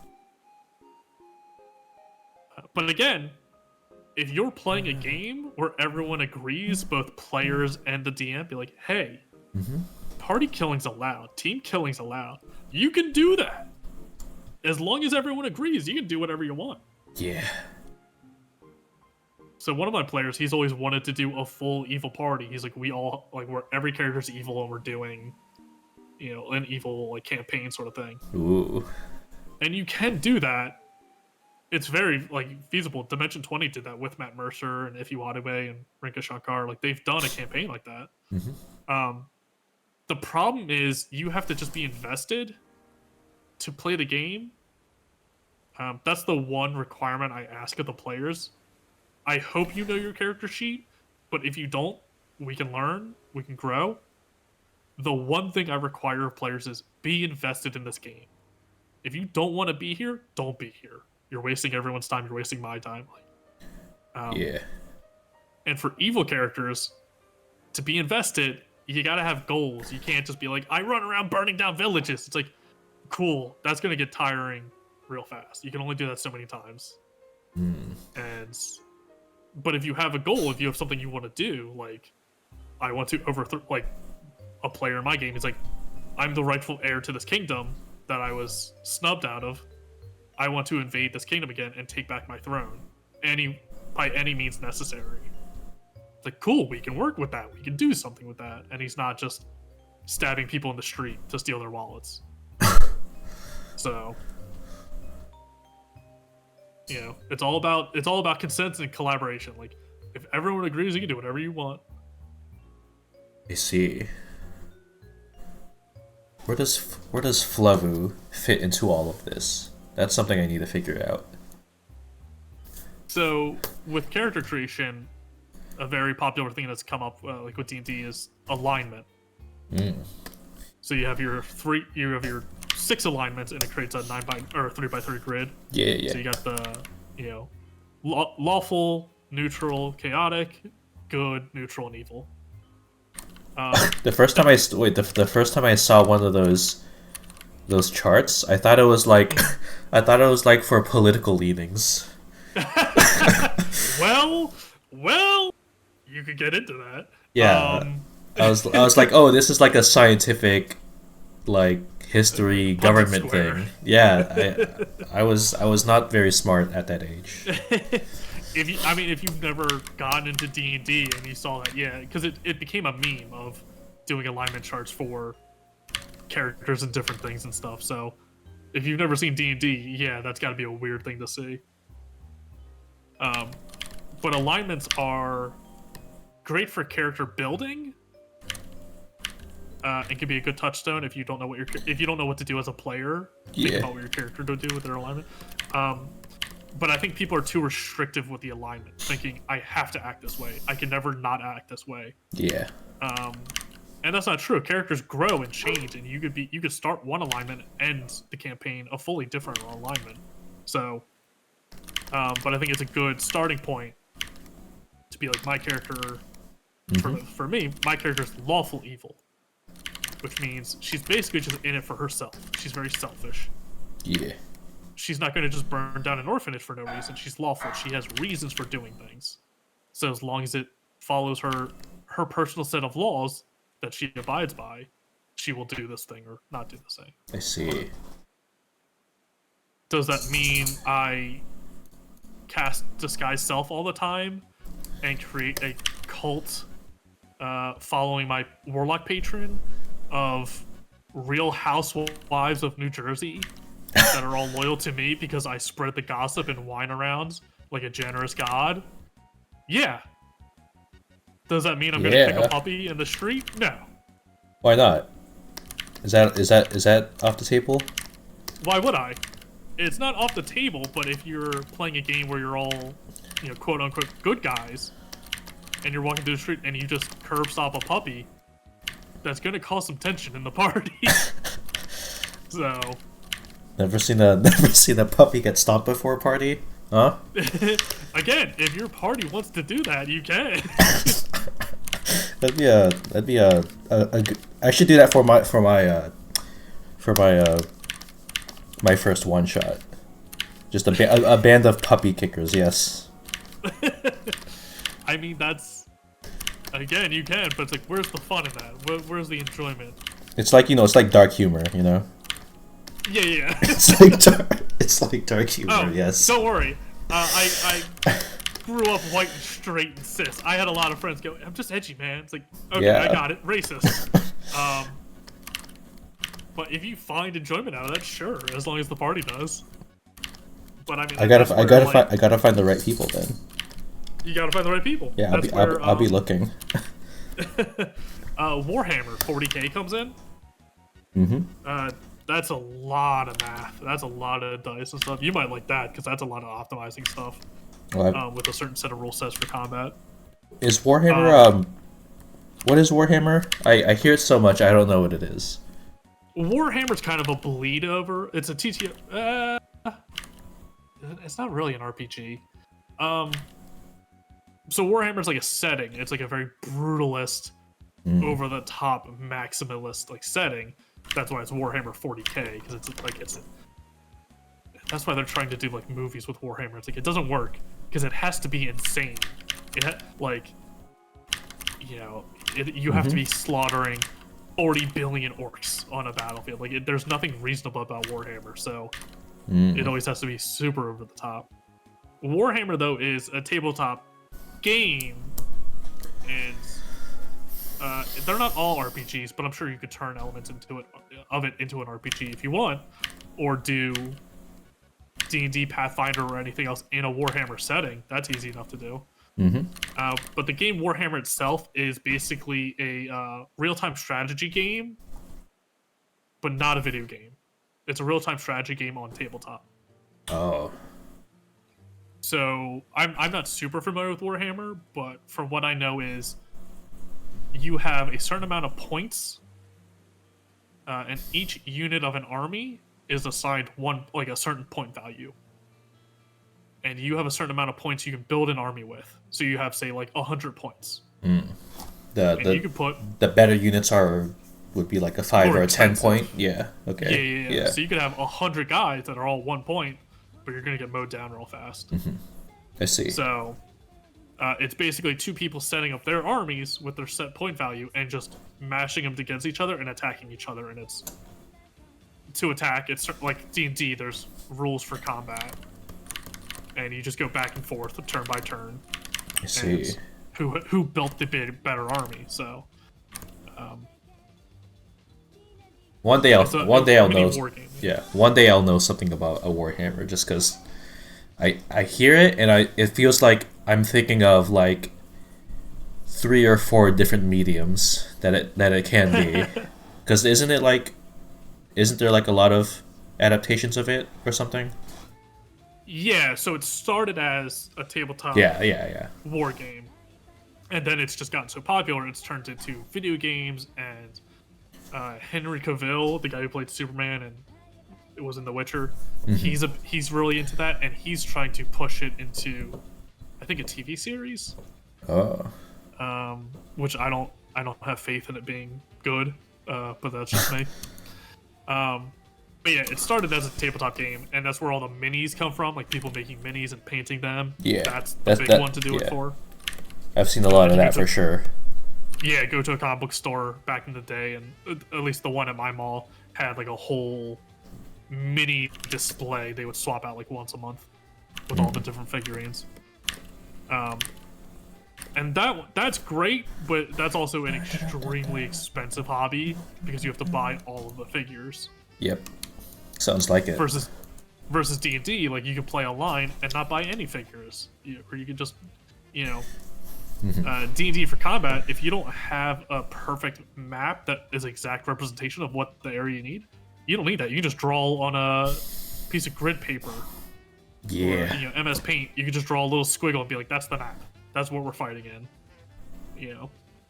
But Warhammer is like, you need this stuff. You need those figures. You need the dice.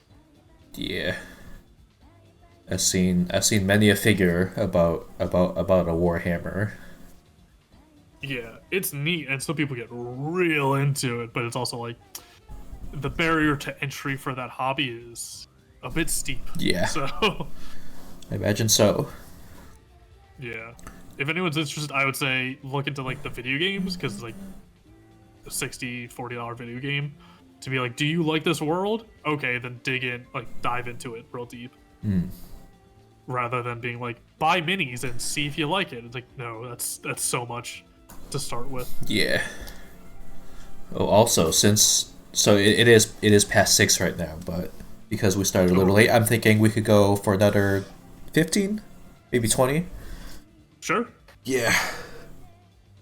I'm learning so much about a tabletop. My goodness. Spread the gambit of this Yeah. anime podcast episode. Yeah. Let's see. Anything pop culture. Wait. Ooh, how about a tier list? Sure. Ooh. Okay. Anything you want to rank that you're knowledgeable about? Oh boy. And I'll do my best to help. Hard to say. 'Cause I'm trying to think of anything that we could do that's not like 5,000 things that would take us all day. JoJo stands? I don't know. JoJo Any stands. JoJo stands? Oh. We could do a tier list. I only know a handful of them. Oh, okay. How about we do JoJo stands and I will explain them to you, and it will be purely this will be all you. I'll just be explaining them to you and you place them wherever you want. Okay, so it's not like power ranking. It's just like, Yeah. do yeah, I yeah. like them or not? Yes. ranking. Okay, let's see. Yeah, we could do that. Let's see. Maybe I'll do just for one of the parts because there's Yeah. there's many of them. Okay, hold on. If we learned anything from the Blorba Bash is when people talk about things they like, it can go for a long time. It can go for 6.5 hours. Yeah. It sure did, huh? Sure I mean, did. you got a bunch of nerds who are very passionate about certain things together and said, talk about the things you're passionate about. Like, Yep. I was not surprised it went that long at all. Let's see. Trying to find a good list.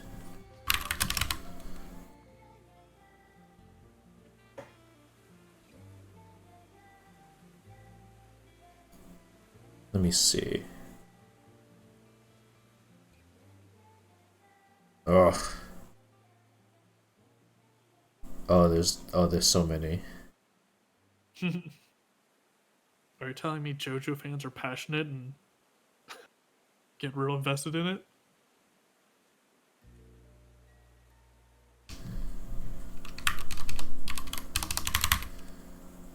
lower end console controllers. N64, ash garbage bottom tier, but I love it.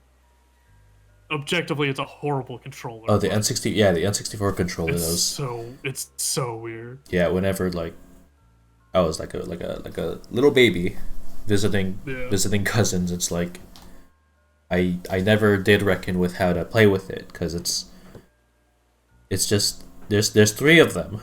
What do I do with them? It's like a weird trident. Yeah, what do I do with them? It's effectively you ignore the left side. You Wait, only use okay. the center and right side. Okay, okay. So maybe instead of stands because I can't teammates acting up a little and I can't browse all of their lists. So I'm going to compile a bunch of the more important JoJo characters, and then you just let me know how you like their vibe. Sure. All right, let's go. I should screen this. I should share this to you, of course, so that you have real time. Let's see. N64 was made with the aspirational evolution in mind. It was made for the humans we could be. All right, there you go. I'm afraid of what that human would be. All right, now we got this list. Now let me. There's like a lot of characters here, so let me pick out the important ones. Let's see. We could make one of those like tiers into just like where we're picking from. Like this is the pool. Yeah. That's what I. Yeah, that's what I do. Yes. Yeah. Good for organization.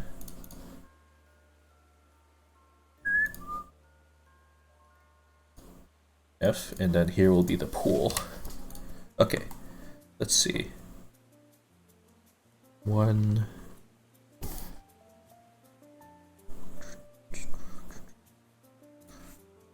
Dio, of course. You gotta throw in a Dio. Gotta get Dio.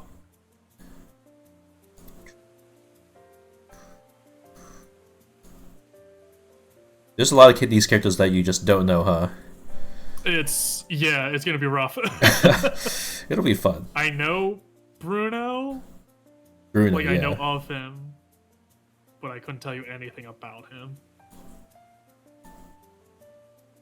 Bruno is basically himbo archetype. Just likable, lighthearted dude, not super cognizant all the time, but he has guns. He's got guns. Yeah, he has a cool stand. So how his stand works is that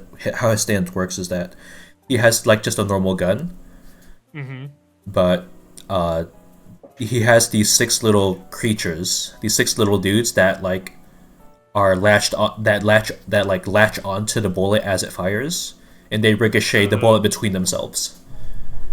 They basically kick it around to each other, and it's very fun. Oh, all the JoJos lined up just like that. Wait a minute. Isn't the last two just the same guy, but part? Oh right, three and part yeah. four? No, Yeah. that is true. Let's see. I don't know much about Joe. I know that's the same guy. Let's see. Oh, we got Josuke in there. Josuke? He's right below Jotaro on the Missed you, Josuke. his hamburger steak hat, their hair. Yeah. Let's see. Okay, maybe I gotta start being more selective with these characters. Okay, you we're don't want to do all of these, and you're already at like 30. Yeah, I'm gonna trim our selection a little bit. Let's see.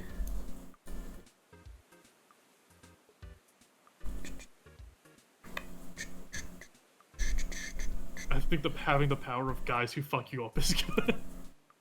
He's just got homies. He's just got a gang.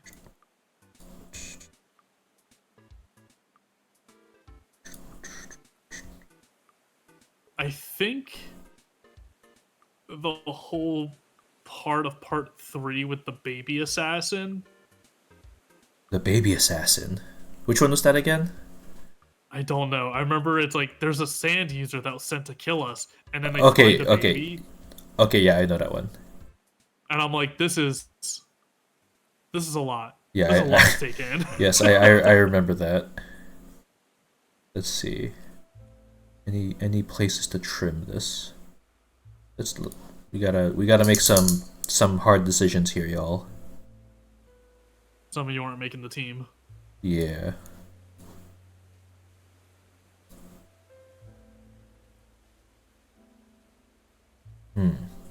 Okay, let's I work. know the dog. let- I've seen the dog before. I like that he made the cut. Oh yeah, the dog is honestly very integral to part 3.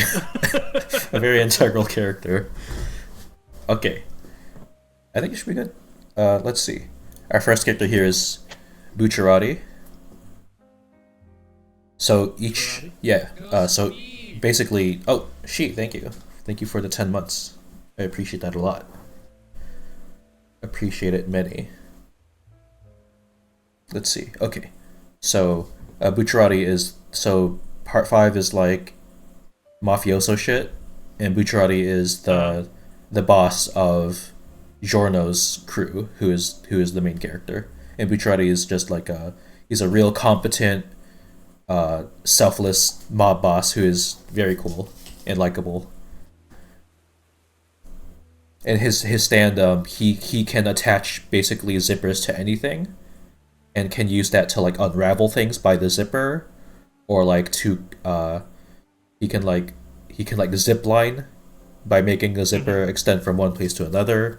He can go into his zippers as like and make he can go into like his zippers as like because they're basically dimensional pockets. Yeah. Yeah. How do we think about him? Now, is the tier list on the character or their stand? Oh, but just everything. Everything? Yeah. Okay.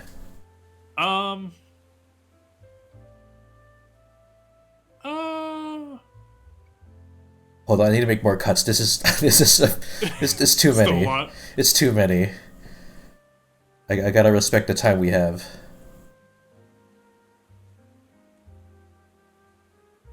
Okay, I think that should be good. I'll say A. There we The go. zipper stuff seems very interesting. You can get real creative with that Yeah, power set. yeah, I do like his power a lot. Next up is Caesar, who you know Caesar. C.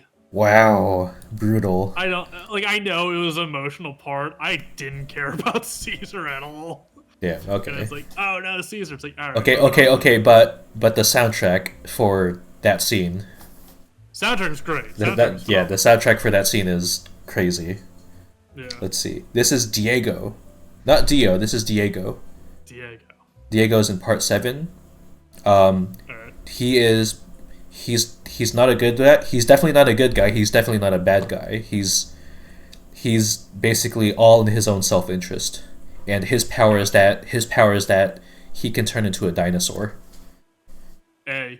Hey, I don't know what the yeah, agenda is, but he's got a dinosaur on Yeah. the side, so he's very much just in. He's extremely self-interested in. He's basically got his own little side plot going on, and he's a very cool character. Let's see, Hell yeah. Dio. I mean, you got all you need to know about Dio. I know Dio. I gotta go B. Damn, I respect the it. hustle. There's a certain point where I just go, hey Dio, you gotta step aside. I don't care anymore. Yeah, yeah, You've I get it. overstayed your welcome through the last 4 parts. Yeah, I totally get that. Let's see. Here we got this is Enrico Pucci. Ooh. This is not to sway your opinion. This is one of my favorite characters for sure. He looks cool. He's the villain, the big bad of part 6. Oh. Yeah. Let's see. Some of the premise. He is the designated prison, like he's basically he runs like the, how do I say, like the church in the prison. He's a priest, and he works at a prison basically, and coincidentally he works at the prison that Jolene is locked up in. And yeah, he's like one of the most thematically interesting characters, I think. There's like a lot going on with him. Yeah, prison What's his chaplain. power? Oh, he has he has three powers actually. Oh Jesus. He unlocks the last two like late into the series. So the first one he has is he can reach into people and Ugh. steal either their soul or their stand as a disc. He Huh. steals your literal soul or your stand power, and it's like a corporeal thing now. And Huh. you have to slide it back into like your body to get it back. So he steals Huh. shit. His second one is gravity manipulation, basically, and his third one is basically this the concept of speed is at his whim. Okay. He moves faster than light. With his final power, he moves faster than light, and he accelerates time exponentially. Okay. I'm gonna go B because that seems too strong. Yeah, I he's know quite he's the big strong. bad, but Yeah, quite a strong Jesus. lad. Yeah. Oh, here we got Foo Fighters. Okay, so premise for Foo Fighters. That's her name. Foo Fighters. Yeah. Foo Fighters is actually a massive plankton that is wearing a dead prison inmate as uh, as as a body, and their power is that they're because they're like a bunch of plankton put together. They can like Foo Fighters can basically transform any part of her body into like whatever metal apparatus they need. So yeah, that's her. I say this respectfully. That's dumb as hell. S tier. Yeah, yeah. The Amazing. revelation. Immaculate. The yeah. Oh, so how Foo Fighters came to be was that I think it was so Poochie was trying. So Poochie like works in the prison like stealing discs like real covertly, right? Yeah. And I think Foo Fighters came to exist because Poochie dropped a stand disc into like a pond, and the algae was imparted with the stand power basically, which is very funny. I think I'll never get into JoJo's because it's so much more entertaining not having context. Yeah. Just getting snippets of this just out of Yes. nowhere is way funnier than Yes. ever actually getting into the whole story. Okay. Yeah. It is. That's definitely one of the wildest character premises for sure. It's very I silly. would hope so. Yeah. We got this is Funny Valentine. Funny Valentine is the president of the United States. E. Bottom. Yeah.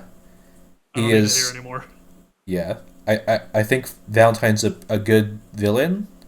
I think people are stupid when they say, "Oh, there's like a gray area between the JoJo of that part and Valentine," because like so Fine Valentine's the villain of part 7, and people are Mhm. and the really dumb fans are like they're like, "Oh, there's like a it's like a real like morality question, like which of these characters deserves the thingamajig that will let them Yeah. achieve their dreams." And Funny Valentine's his literal objective is to coalesce all of the misfortune in the United States away from the United States and onto the rest of the world.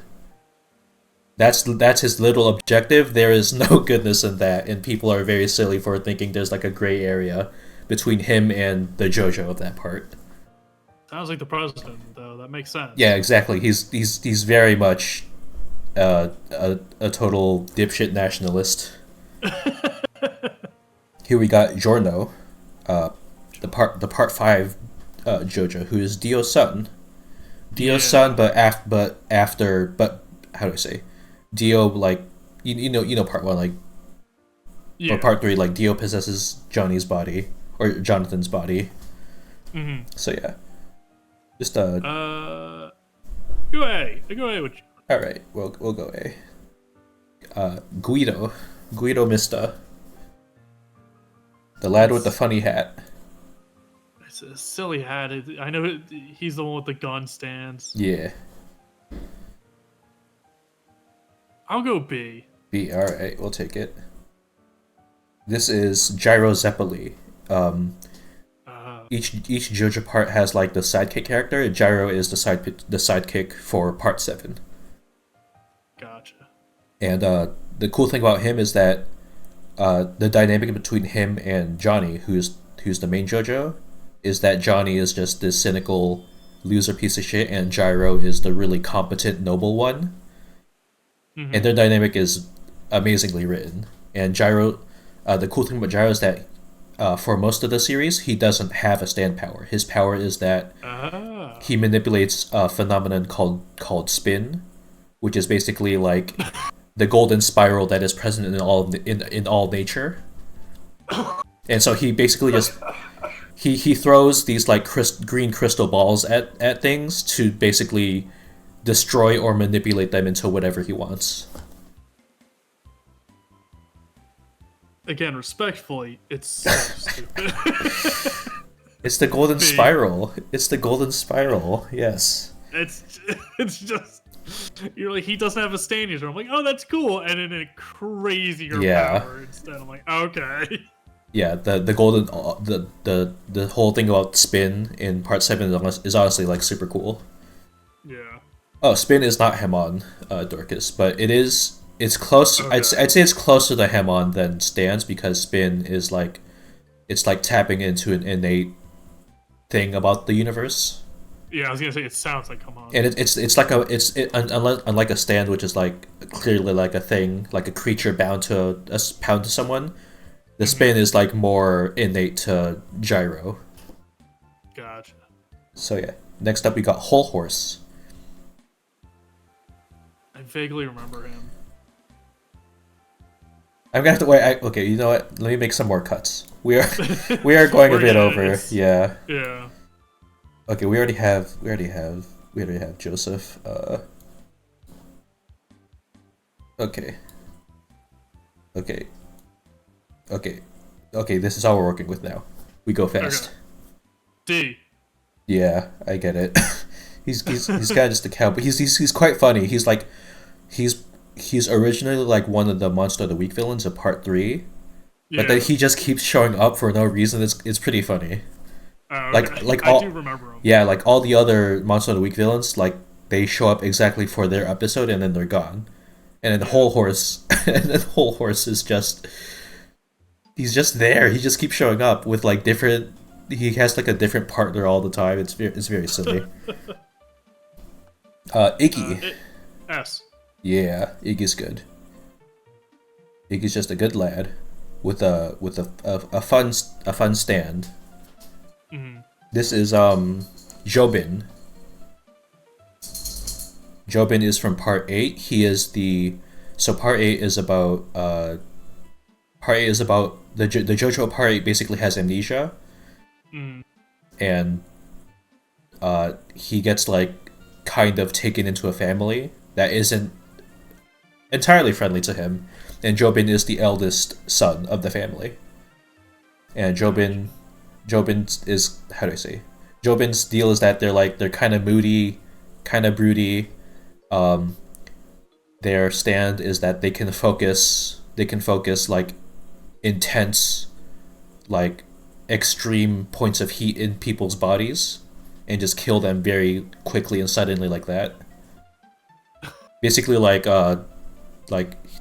just basically his power is basically just the building up of heat like in proximity to him. Just heat snipes. Mm-hmm. Just heat sniper. Yeah. C. Damn. We'll take it then. Jolene Cujo, main character of part 6 Stone Ocean. Mm-hmm. Daughter of Jotaro. And she's very cool. Her power is that she can unwind her body into string. Ah. And she can use it to like how do I say? She can like tether with it. She can like basically like spread out the entire surface area of her body to dodge things because she's made out of string. A lot of fun application to it. Hey. Yeah. I always liked her design. Yeah, she's very cool. Jonathan. You know Jonathan. Uh, let's see. I get it. I totally get it. Joseph.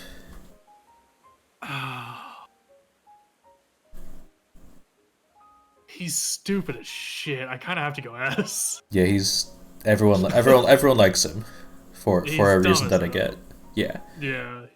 This next character is also this. Okay, so this character, right? Hmm. This is Josuke. Yeah.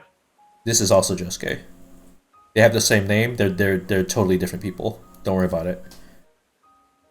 So It's, this Josuke is the one with amnesia.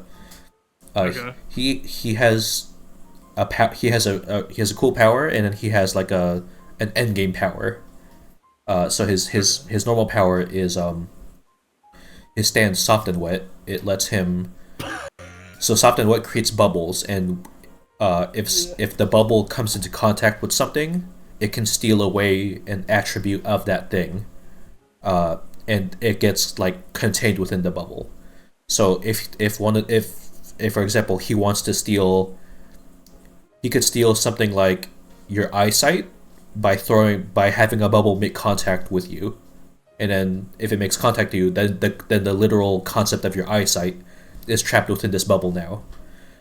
Or a crazier one is he can have a bubble a bubble make contact with the floor, and then steal away the concept of friction from the floor so that it's entirely slippery. So it's a super Right. cool concept and a very fun power, and his superpower is called Go Beyond. Go Beyond is basically how to explain.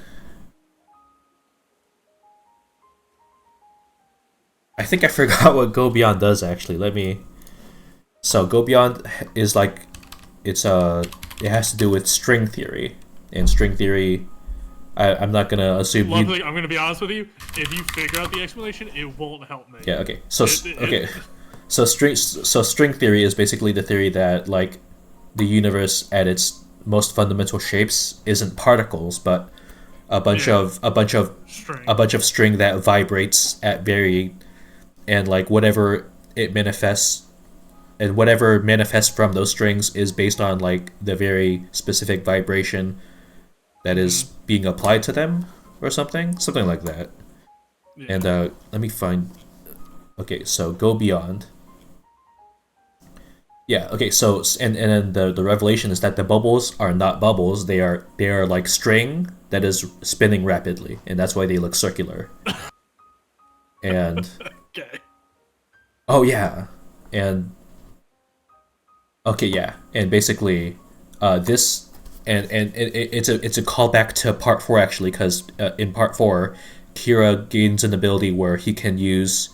He has a he there's a thing that like produces bubbles, and then Kira can turn those bubbles into like basically invisible bombs.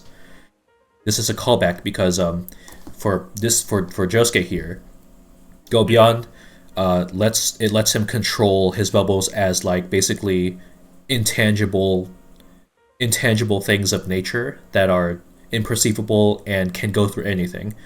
And he can also attribute these strings with explosive power from Killer Queen, because Killer Queen and Kira are also present in part 8 for reasons that are too much to explain. So yeah, Go Beyond is basically like the power of like universal incorporeality. How do we think about I this lad? don't want to hear anyone come for One Piece after this. Yeah, This is bonkers. it's a lot. B. Yeah, Josuke, part 4, our favorite lad. Hey, Yeah, Jotaro. You know Jotaro. I know Jotaro. Go B. Got it. I'm Kira. not crazy about Jotaro. One Kira Kira. sounds insane, and Yeah. I respect that. I respect this Patrick Bateman Yeah. power trippers going after a high school. Yeah. B, just because I don't Got it. know much more about him than Yeah. today. Oh, a fun fact about so this screenshot of him of Kira here. Hmm. This is him basically explaining in precise detail like the meticulousness of his lifestyle Hmm. to just a random high schooler that became a nuisance to him. And he's basically like trying to explain that, oh, you are causing disturbance to my very curated lifestyle. And he goes on this very unhinged monologue about like basically explaining exactly how his daily life goes and how this child is disturbing it. It's very funny. Yeah. Let's see. This is Lisa Lisa. You know Lisa Lisa. Yeah, I'll go see. Wow. It's weird that there's so much of like, hey, she's hot, isn't it? It's like it's your mom. It's like, Yep. all right, That certainly is that a loses fact. some points for me. Ooh, Okiyasu. I think I think this I've is your heard favorite I guy. I think he's your favorite guy. yeah, I only just got to him in the 3 episodes I saw, so I don't know a ton about him. Mm, I'll put him out with A. Put him out with yeah. Josuke. So do you know his power?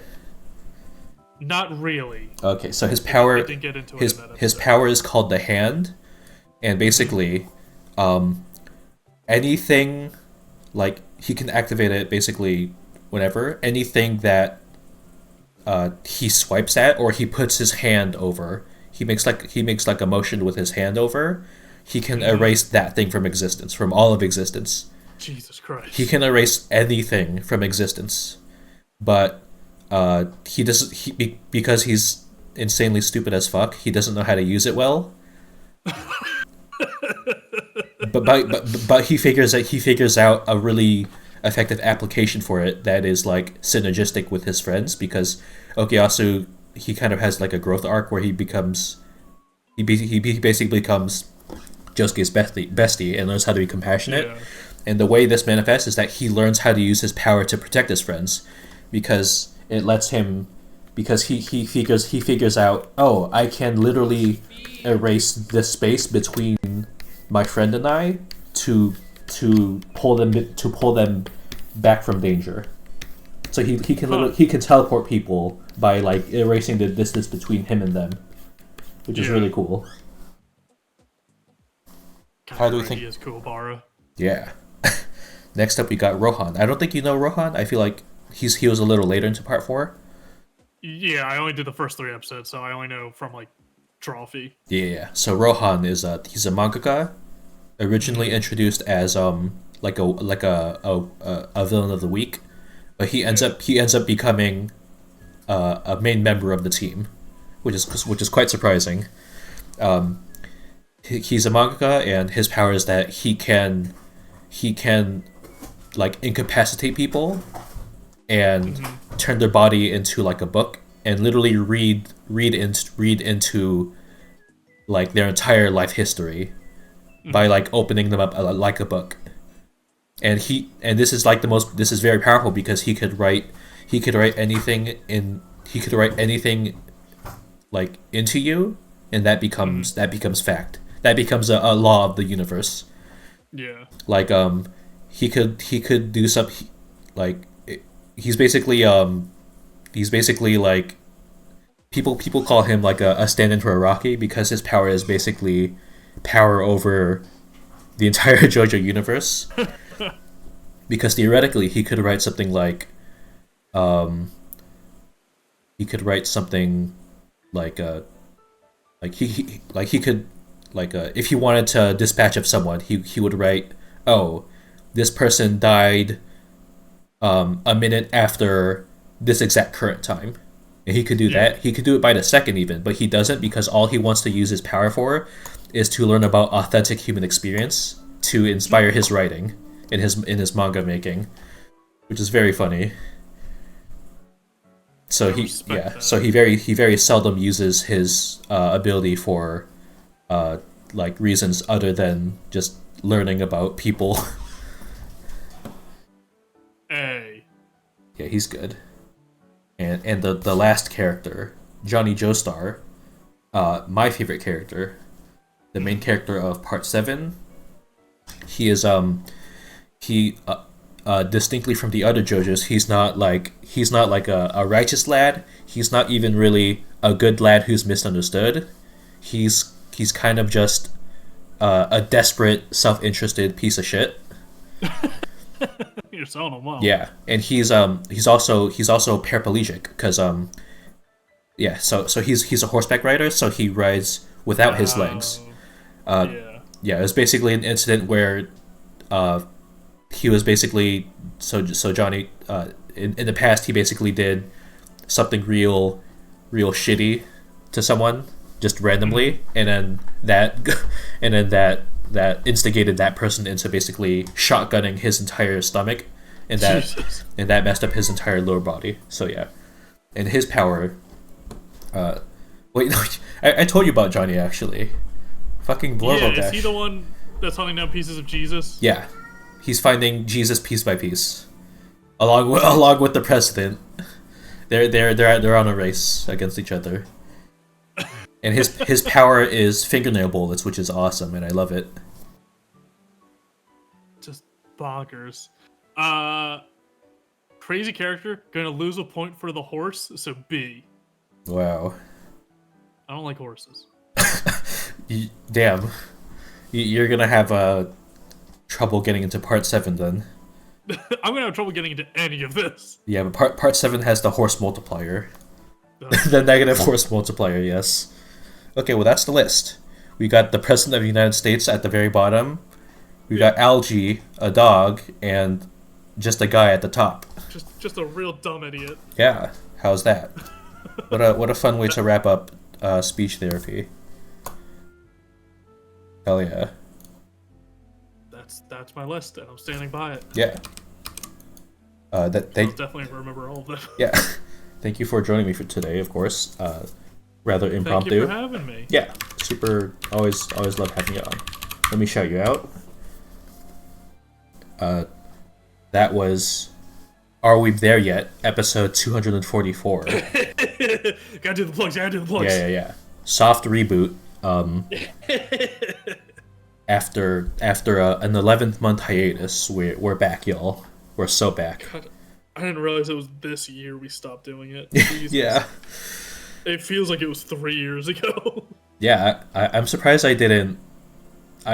Because I knew you had some involvement in the podcasty thing since maybe the middle of last year. Well, I made an effort to never mention it or promote it on this channel, because like that's not my place. And that's why we do it here. Yes. Well, people ask me like, "What's the name of your podcast?" I'm like, "It's my name." Yeah. It's where, because we got the name, the username on all the social media sites when we started, and I just started using the Twitch more than anyone else, and then I just stuck with it. So. And they I assume they're cool with it. Yeah, they play games, but they didn't really ever care about Twitch. Got so it. Just like, I'll take it. And they're like, yeah, go for it. Yeah, and now you have just a fantastic username to go by.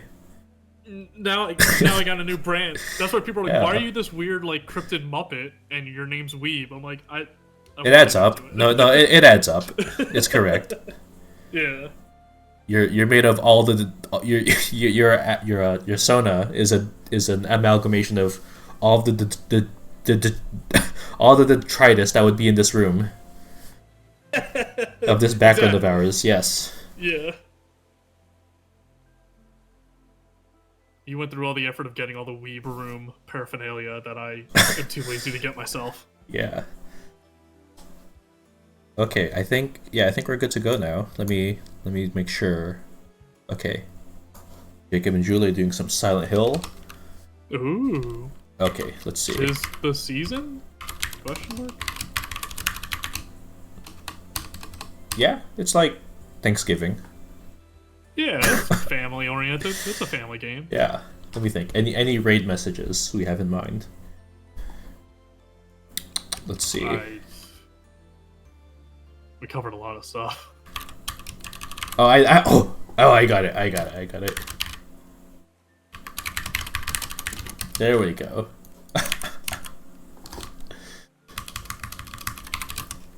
Here's our raid message, y'all.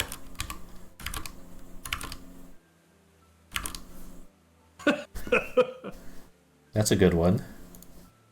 Yeah. Yeah. Let's see. Anything to plug? Uh, uh I don't know. I saw how tall Jacob was. got a. Oh yeah, Jacob. He's Yeah, I met him at the live show. I was like, oh shit, he's actually tall. yeah. He was pretty tall for sure. Yeah. The only one of the hosts to dwarf me. Oh really? Yeah. Yeah. Let's see. We got partner push, of course. Don't need to go about that too much. I think that should be all. Let's see. Maybe might stream tomorrow. I did struggle so badly with waking up today, and I hopefully that's not a thing for tomorrow as well. Work on that bedtime schedule. Yeah, I am trying to keep up the 4 stream schedule, which is quite a lot, but I think it's worth testing myself with it. So yeah, Yeah. thank you again for joining me, Weeb. Y'all fucking Thank you. find Weeb, find them, Yeah. find them. It's my. I don't do anything else. It's my Twitch channel. Yeah. Go watch a Weeb stream. Go watch a dubbed anime and imagine and hope that it was dubbed by Weeb's department or something. Yeah, this was a fun 2-person episode. Yeah. Yeah. Okay, let me get on with the raid now. Let's see, anything else to plug? Not really anything else, I don't think. Might do some art tomorrow. We did the last season of Young Justice. I would plug that. Oh, Young Justice. Yeah, it was the DC show, which got a little weird, but. Oh, if they're playing League, No, don't not no. the channel. If they're playing League, don't no. Not the channel, the show. Yeah. I don't know who the fuck the channel is. Don't go to them. Yeah, best not. Let's see. Anything else? Oh, I can't see the ad timer now because the 'Cause you fucking did the shout shout-out. out. God damn it. Wait, you can like dismiss. Okay, it. yeah. Okay. Okay. Dismiss Okay, let's see. Right, there you go. As for the schedule, Monday, 2 hours earlier than when we started today. Wednesday and Thursday. I'm still trying to figure out like what day is what, because Monday is probably that's probably just gonna be the designated art stream. Wednesday or Thursday is gonna be gaming. I don't know what else could be for that last slot though, but I'll think of something. A free slot. It could just be whatever. Yeah, probably so. Yeah, that's okay. Okay. That should be all for me. That's all for the week. Keep an eye out for maybe a sale tomorrow. Ooh. Goodbye now. Bye.